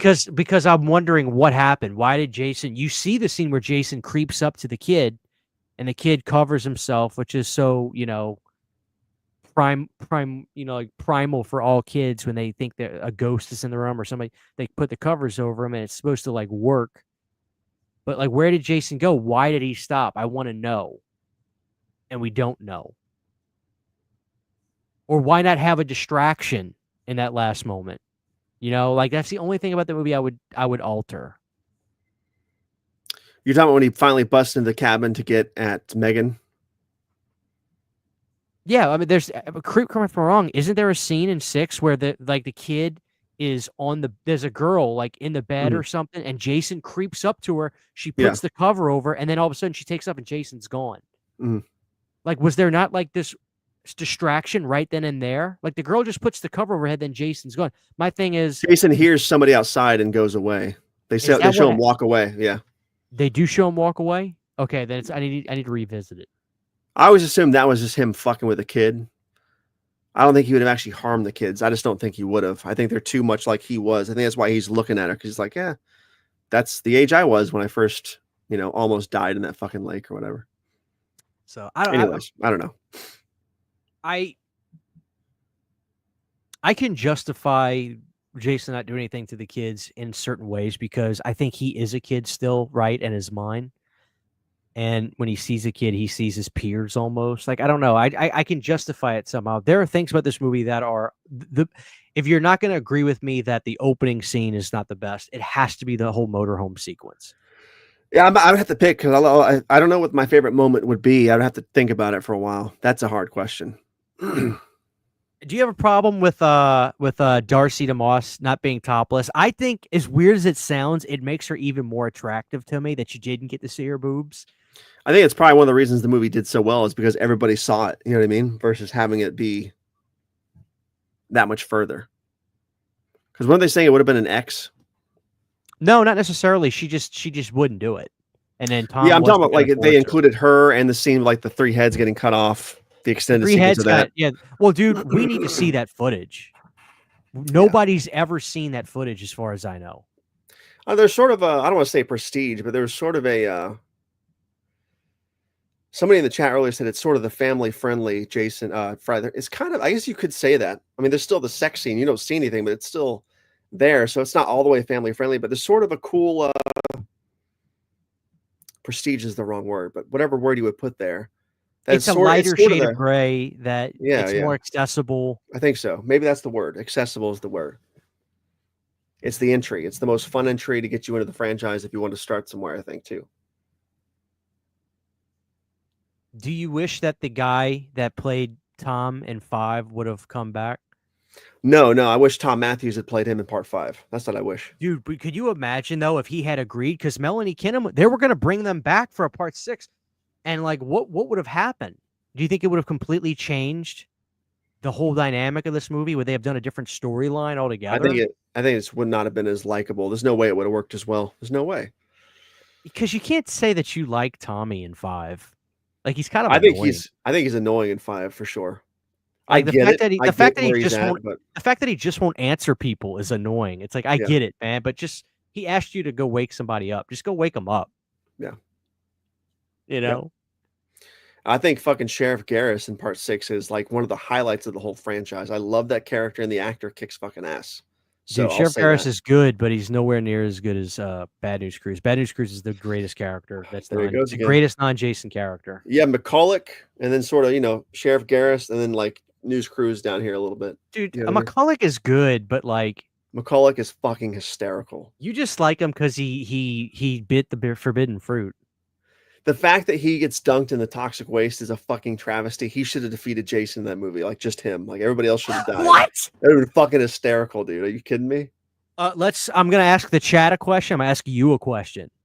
You do agree, though, that number 1, this movie is not better than Return of the Living Dead, and number 2, Tom Matthews is way better as Freddy than he is as Tommy in this movie. Tom Matthews is better as Tommy Jarvis, and this movie is better than Return of the Living Dead. Wrong and wrong. There's no way you think this movie is better than The Return of the Living Dead, the greatest horror movie of all time. This is my favorite horror movie of all time. Do you realize? So we both of our favorite horror movies have Tom Matthews in it. He's the fucking answer, man. He guides us through the trip. He's the guy. All right, chat. What is better, Return of the Living Dead or Jason Lives? They're all going to say Return of the Living Dead. That's the answer. Because exactly, that is the answer. That's not my answer. That's like, the fan favorite, I think. Oh, Brandon, yeah. Oh, we got a few for Jason Lives. I'll ask you a question, though. This is off topic. It's about Friday the 13th and a possible remake of Jason. We just talked about Jason being sympathetic to kids and animals. Would you buy another hillbilly, forest-dwelling Jason if for some reason, in some way, maybe it was executed in a very careful way? Would you accept Jason having like a dog companion in the woods with him? That was sort of his dog, that he took care of and, helped him do whatever. Would you accept that, or would that be too far? I Because think I could see it. I think it's too far because you have to draw a line somewhere that this guy is a monster. Mhm. You have to. You have to draw a line. I totally understand not killing the dog, but you have to draw the line. But with that said, though, and I hear you, considering the Derek Mears incarnation in the remake, I could totally see that version having a dog since he was so able to care for the chick who looked like his mom. I could see that version and that interpretation of the killer having a dog. Possibly, but what's the merit? What's the point of that? I think that's I think it would be humanizing him too another. much to a point to where the audience is just like, yeah, Jason and the dog. I I would think you say, well, I get though that's probably true, but I would say it could be a situation where after he washes ashore, he's alive, he didn't drown, everybody thinks he drowned. He finds the dwelling in the woods. Maybe there's already a hermit living there. The hermit has the dog. The hermit takes care of him. The hermit dies. Jason, and his manic psychopathy, or whatever you want to call it, after he finds his mom on the shore and she gets beheaded before he can get to her, the dog is sort of becomes his second only comfort. That's the transition from his previous life to the new one of just living in the woods. I think you could work with that and do some really scary stuff, like have him using the dog to help hunt people, tear people. I don't know. I'm just saying, I think it would be a cool, if you're going to redo the whole thing, you maybe have it in there for a while or something. yeah, there would have to be some sort of plot device that would make that purposeful, and I can't see any reason for that. I think it would do way more harm than good if you did that. And I can imagine so many fans being like, "Why the fuck does he have a pet? He's a monster in the woods." I don't know. Like you can definitely explain it like that, but I just think that is going. But you know what? Watch this. If this Jason universe does one, they'll Dude, have a I'm saying fucking. if you had your fucking Derek Mears coming after you in the woods, and he had a fucking vicious one-eyed Rottweiler or a fucking German Shepherd barreling through the cabins at you too, that would be fucking scary. Whether it's in line with the character or not, I'm just saying for a new interpretation, you could do some crazy shit and make it work. It's just I know, but it would just I hear you. no, dude. Like that's the beauty of the remake is when he goes and looks for the pot and he looks up and he sees this fucking Goliath with that bag over his head by himself, and then he charges him. No dog. You know? Yeah. Brandon, this was fucking fun. This is why I didn't do a list because we did 2 hours of yours. Chat, whatever you guys want to ask, we'll just hang for a couple more minutes. Thank you so much to everybody. I had so much fun. I chat, ask questions. Away, Brandon. Is there anything you want to talk about before we start wrapping? Any other comments on Jason Universe? Anything? Let me know. I'm good. I think I'm good. I need to go rewatch part 6. Let me ask you guys a question in the chat. What should we do Brandon's ranking for Halloween for Summerween, or because obviously in October we're doing the pumpkin contest again. It'll be the third annual, which is so crazy to think about, Brandon. Brandon, are you nervous to lose at all, or do you just think you know that it's going to be a clinched victory for Oh, the pumpkin year 3? thing? Yeah, I don't know. I think you're I'm being just there humble. I'm just there to get drunk and have a good time, dude. What Friday should I pop in? Part 6. Always part 6. Why did you put the best Friday at the number 12 spot? No. Thank you. Brandon, we had a packed house all night. We were teetering, Brandon. We were getting up to like the 275, 280 mark tonight. That's good. That's good. Go subscribe to the channel, guys. Get me up to 12,100 subscribers tonight. Let's do it. Go for it. Let's do it. Dude, so I guys, watched the James Bond films. I like that fucking option. That's hysterical. Let me ask you this, guys. What do y'all want to see Brandon rank next? Do you want to see him do the Elm Street films or the Halloween films? Or Children of the Corn. Or Hellraiser. Or Child's Play. Or James Bond. Brandon, I got to admit, dude, your list is psychopathic. That list is genuine. That's straight from the heart, dude. That's no, exactly how it is. your top 5 is fine, but you managed to do everything the wrong way for me. Did I?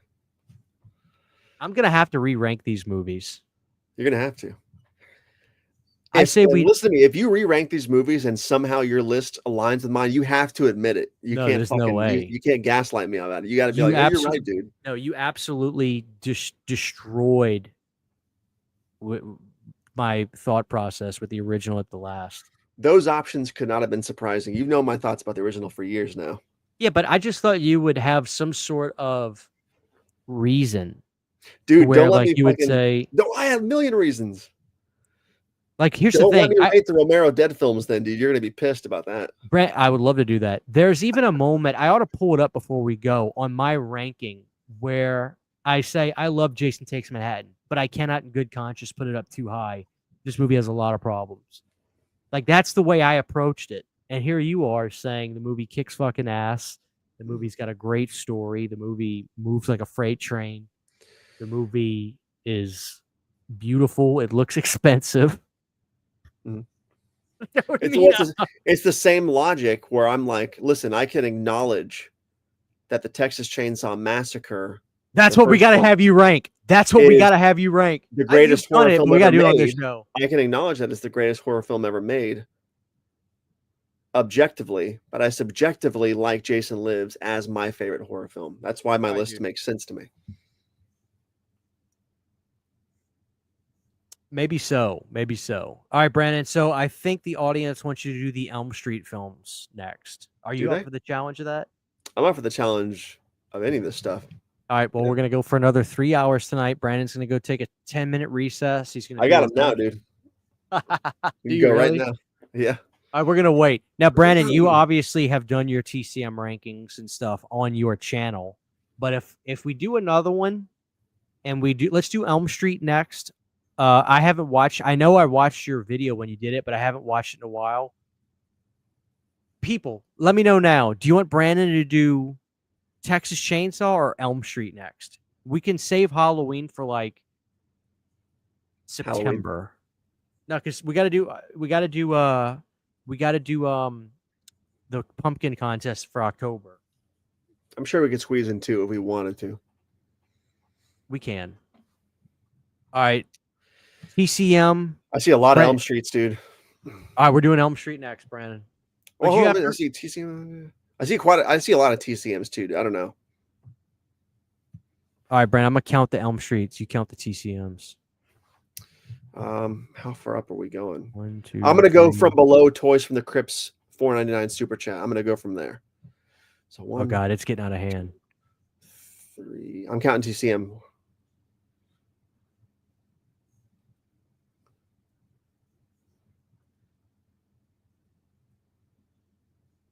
I've got 9. All right, let me do a poll. That makes much more sense. Let me do a poll, ladies and gentlemen.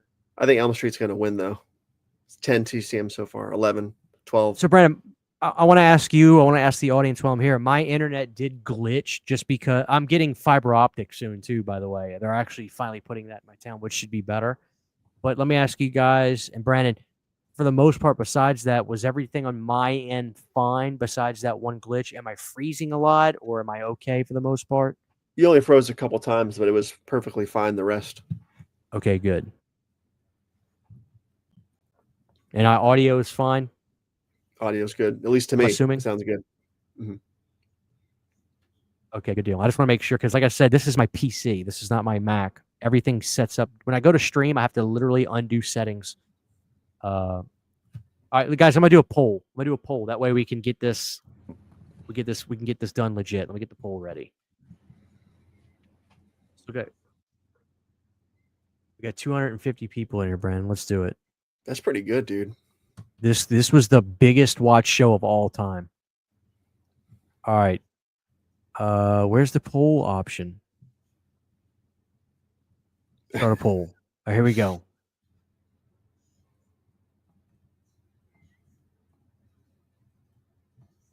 All right, Brandon's next ranking. Elm Street. Oh, it's a me Fabio, dude. He suggested The Howling. That would be a good fucking option too. That's a fucking chaotic franchise if I ever seen one. That is All right, God. guys, the poll is up. I'll give the poll. We already got 20. We already got 27 votes, Brandon. Elm Street's winning 56%. Oh, TCM's coming back. It's 59-41. TCM's coming. Where do Brandon, you that's see that? close. I don't see the poll. Oh, there's the poll. I see it. Yep. It's 50-50. 40 votes. It's 50-50. Elm Street's winning. All right, Brandon, when we get to 100 votes, if we get 100 votes, I will end it there at 100. We're at 54 votes right now. 63 votes. Damn, Brandon, dude. it's close. It's going quick. Brandon, they love the show, and we love everybody watching. 70 votes, Brandon. Elm Street's winning. It's close, though. It's pretty close, yeah. It's 52-48%, Brandon. This is nuts. No, you can't vote twice unless you got 2 channels, I guess. You can sign into your burner accounts, guys. There you go. Where we at, Brandon? 77 votes. Brandon, it's 51-49. Oh, it's 50-50. Are you seeing this? Yes, yeah. Dude, it's so fucking close. They're gonna start arguing with each other soon, man. Brandon, whatever one you do, I'm gonna do it too with you. I'm actually gonna join in on the ranking with you. All right. We have to at least watch a couple so we can genuinely refresh ourselves. That way, it's not just pure memory and speculation. Shout out to Captain Rhodes in the chat. Best horror movie villain of all time.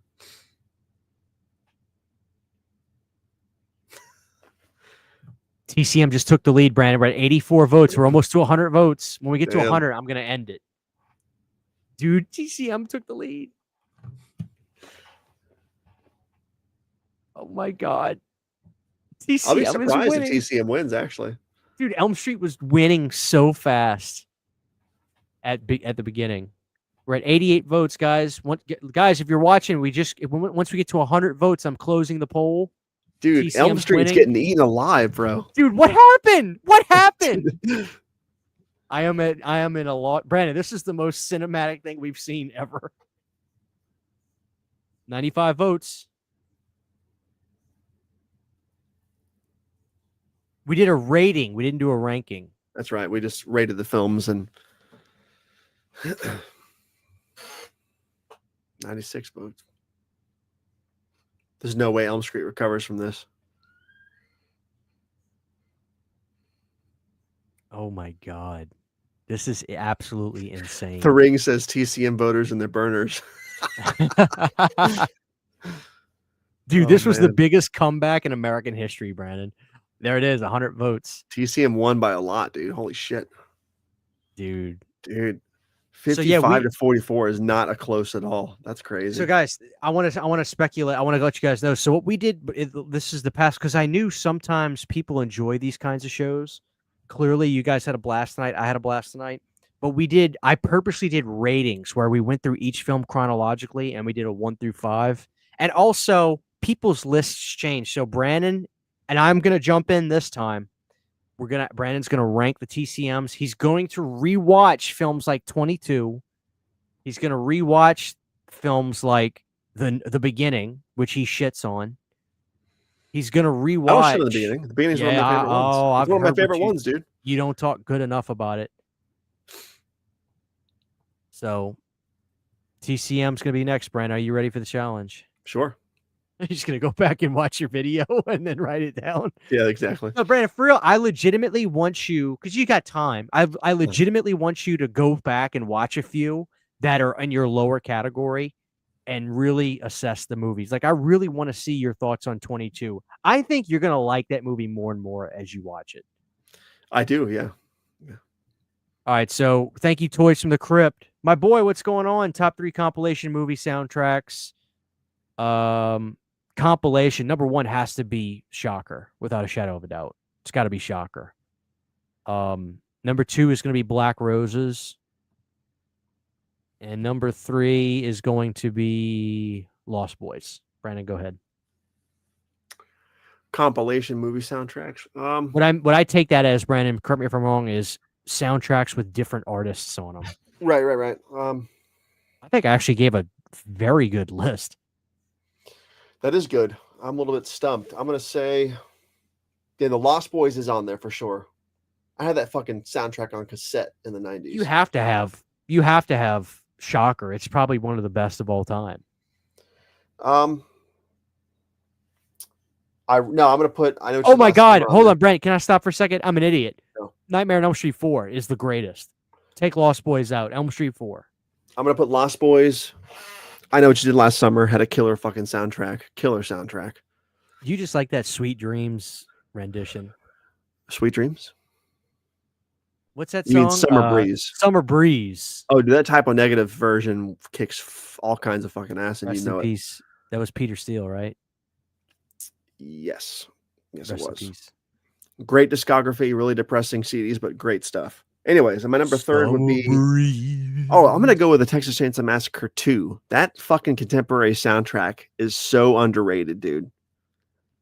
Obviously, for Strange Things Happens alone, and No One Lives Forever. Are you kidding me? What is Plus, you got Strange Things Shame on Happens there. Alone? Was that Boingo? Strange Things Happen. No, Oingo Boingo was No One Lives Forever. Danny Elfman's band. Dude, You got like Shame on there. You had the Tim Buck song on there. you agree though that like Oingo Boingo is always going to be infinitely better than Danny Elfman just doing all these soundtracks and shit. Oingo Boingo is a great band. It is. A lot of their stuff's good. I don't know. That's a loaded question.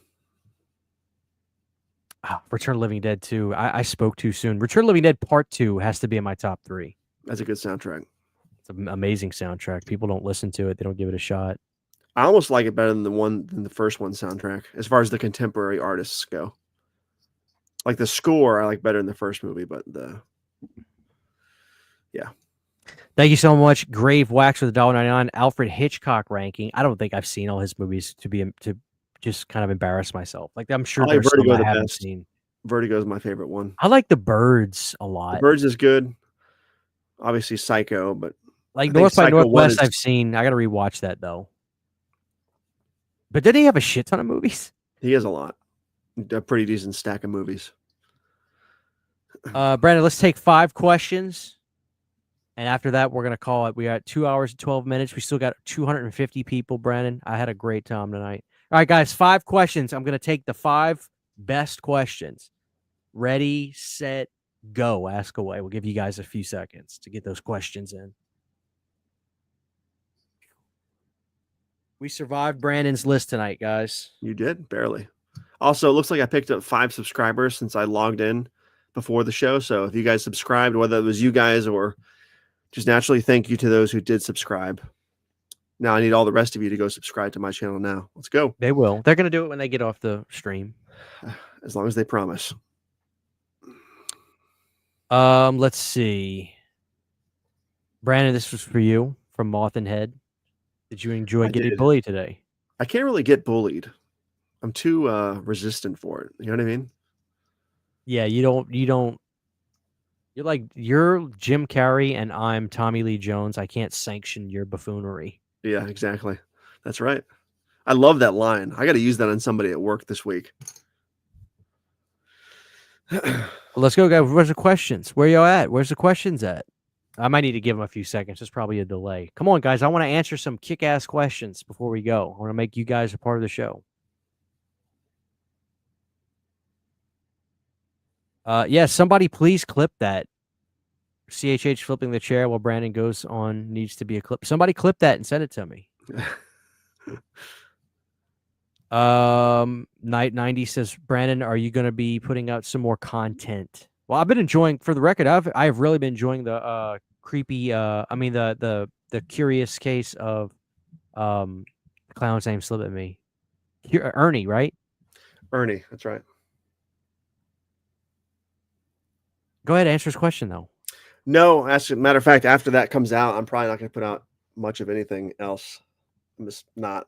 You know what I mean? You don't want to? You're way too busy, or too busy? I got nothing. I got a bunch of shit in the pipeline. I just don't have the time or the. I'm not going to say I'm done with the channel. I'm just fucking, sort of burned out, I guess you could say. What about Halloween? You got some stuff figured out, or not really? I just don't go so hard this year because that definitely burned you out really bad. It did. I think you should do some fun pumpkin carving videos and some fun unboxing stuff and But you were uploading like me. That's dangerous. You got to be careful. Hmm. Yeah. Not everybody's a psychopath like me. All right, let's see, Brandon. Well, it's just the fucking, I don't know. There was a real lack of, and it's not anybody's fault. I'm not trying to whine about it. There was just a really lack of, it wasn't hit. I think the algorithm was just fucking me last fall because there was just like nothing, could barely hit 80 views for most of those videos. It was really shitty. So, or the content just fell off. You know what I mean? It might have just fallen off. I don't know. Well, I think I don't know. I can't speak for the audience, but I love the just a thought type stuff you do. Like with again, I go back to the Nosferatu video. I don't know how long that took you to do, maybe an hour. Yeah. And that's the best kind of stuff to me. I love that. You know, those kinds of videos, I call them just the thought videos. Yeah. Halloween 5, why is it a top tier sequel and why is Tina 1,000 times better than Rachel? Howlin' 5 is really moody, atmospheric, has a lot of Giallo influence. I'm not a fan of the mask still, but I enjoy it for its quirkiness. Loomis is off the rails in that movie. A lot of Part 5 has a lot of batshit plot beats, just insane, but they all work. And I really dig. I love the redesign of the Myers house in Part 5. I don't care that it's not canon or not in line with the first 4, but the Gothic mansion they turned the Myers house into is so damn cool. It's inarguably cool, especially the shit they shoot in that house. The cinematography is great. The color timing is great. I don't care how fucking funny that sounds. Like, and Tina, as much as everybody shits on that character, I do think she's a better character probably than Rachel. In the world of Halloween, Rachel gets killed by making a dumb decision. Tina sacrifices herself to save Jamie. So by those two facts, I think that right there proves Tina's better. That's what I think. Favorite Rob Zombie movie? The Devil's Rejects. House of a Thousand Corpses. I knew it. Yeah, you're just trying to have an interesting opinion with that Devil's Rejects answer. Devil's Rejects is probably the most cliche answer I could say. Brandon should do more rankings and deep dives on horror franchises. You've covered a lot of those. I have. And the stuff, I think I get, and I sound like I'm bitching again. I get burned out because I think, like, for example, the Valentine's video essay this year, which I think personally is my best video. It did like 1,000 views. I'm just like, dude, fuck. You know what I mean? But I make a video about some asshole's mustache and it gets 50K. I'm like, dude, how do you win the algorithm, bro? I just don't understand it. You tackled, it's very simple. You tackled a very popular subject at the perfect time. And that's great. But that's the problem is I can't. Valentine, you did it in February, but dude, this is the thing you got to realize. Nobody cares about that movie besides you. And I'm joking, but at the same time, I think you kind of realize I'm right. Yeah, that's the problem, though. I'm not interested in doing that shit, though. That's why I'm like burned out. I'm like, I don't want to fucking just make do you have an opinion? For the sake of. But hey, do you have opinion on the Jason universe? No, not that I care about recording. You know what I mean? Why not? My video did really good. I think. Let me see where mine's at. Granted, look, I mean, my channel is growing and I've been working really hard at it, but 4.2K at the 8-hour mark. That's where I'm at on mine. You know? Yeah, that video you made yesterday about them trolling the fans is fucking hysterical. That's top tier. The one I posted today? Was that today or yesterday? I thought it was yesterday. You posted it was today about the fans being trolled. Yeah, yesterday is when you said, Christian, you have 20 minutes of black screen at the end of your and the people were laughing in the comments. I was like, I may as well just leave it.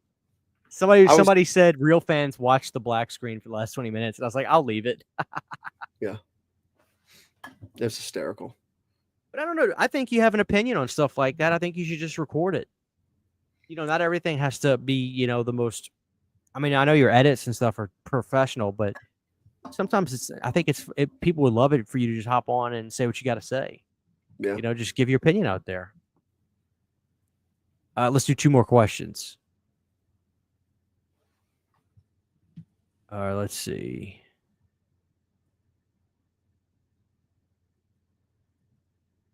I love the stuff you did with Diary of the Dead and the Italian zombie movies. Thank you. Brandon, are you a fan of Slaughter High? Slaughter High? Yeah, the 1986 slasher. Yes. I always think of Return to Horror High when I hear Slaughter High. You know what I mean? Yeah. Yeah. Yeah, Slaughter High's good. You guys have seen my masks before, right? I think I brought them on the show. Slaughter High?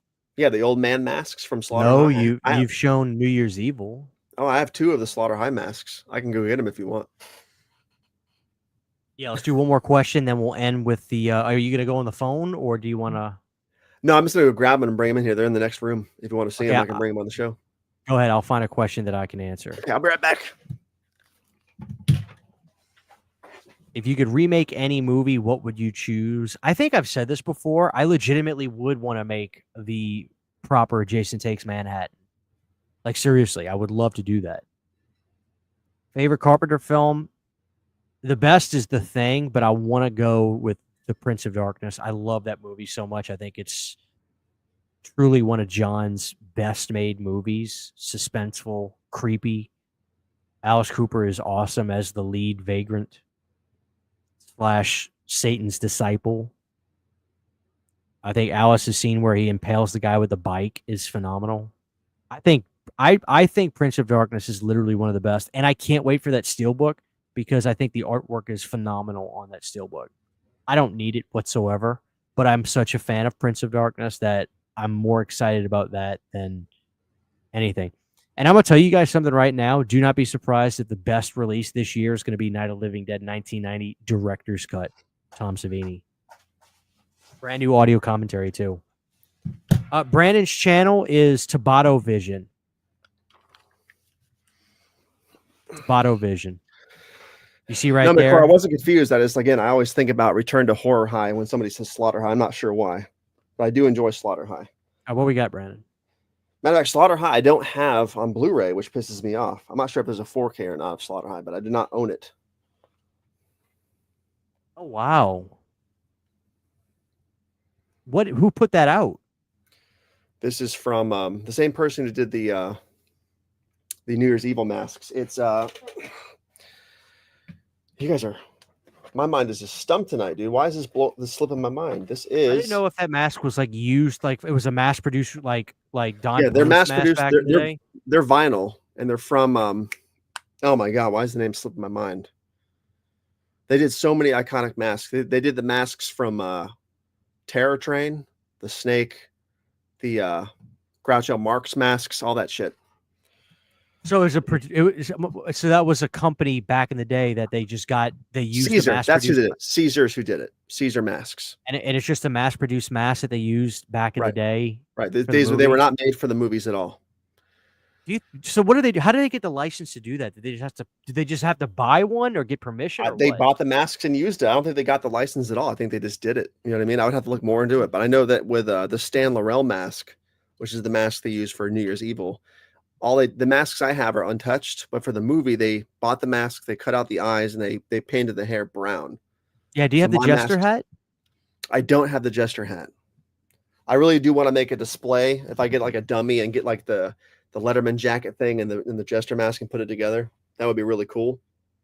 But which one do you like better? I like the one in your left hand.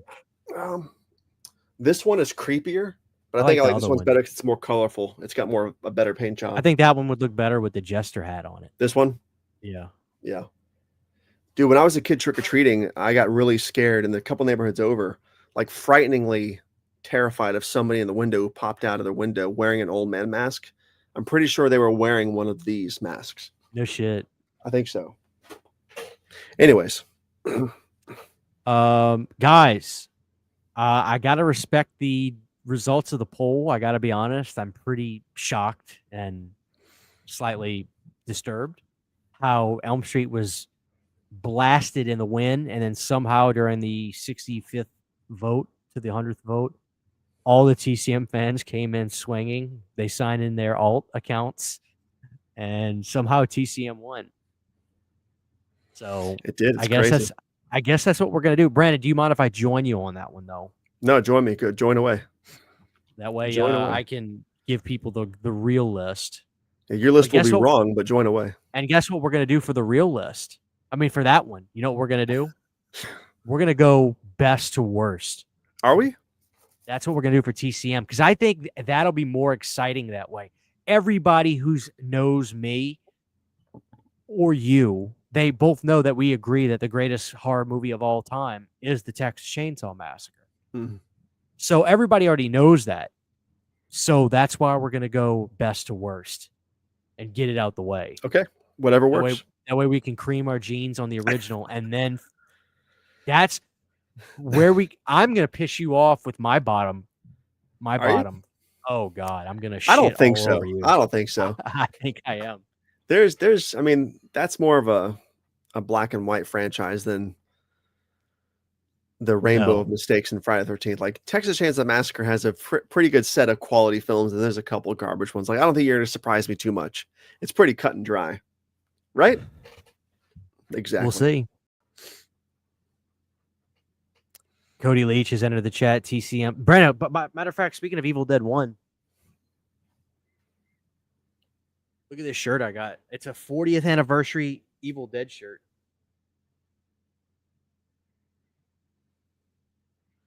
Oh, that's killer. Where'd that That's come sick. from? Is that from Spencer's. Hot Top? Oh, nice. Spencer's. It was done by.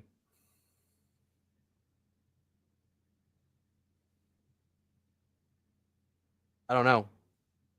I don't think anybody did it. I love it though. It looks great. Mm-hmm. Nice. All right. Brandon, I had a great time tonight. I had a great time with the chat. Everybody was amazing. It was a absolutely packed house tonight. It was. Packed to the gills. We still have 233 people here. Thank you guys so much for hanging out. You guys know where to, obviously, you know where I'm at because you're on my channel. Subscribe to Brandon over at Tubato Vision. Yeah, I did see that there's going to be a live scoring of Evil Dead. That's pretty amazing. We'll be back, guys. Like I said, legitimately, Cody will be back for sure. He said he promises he'll be back for the pumpkin carving contest. Again, Brandon's channel is Tubato. Look right here. There it is. Right there. Tubato Vision. Right Go there. do it. Go do it. Yeah, it's on the screen the whole time. Brandon, you get the final thoughts before the outro kicks in. Final thoughts. I really got nothing at all. Mongolian beef. It is off the chain. Oh, I don't it's crispy. Dude, it's fantastic.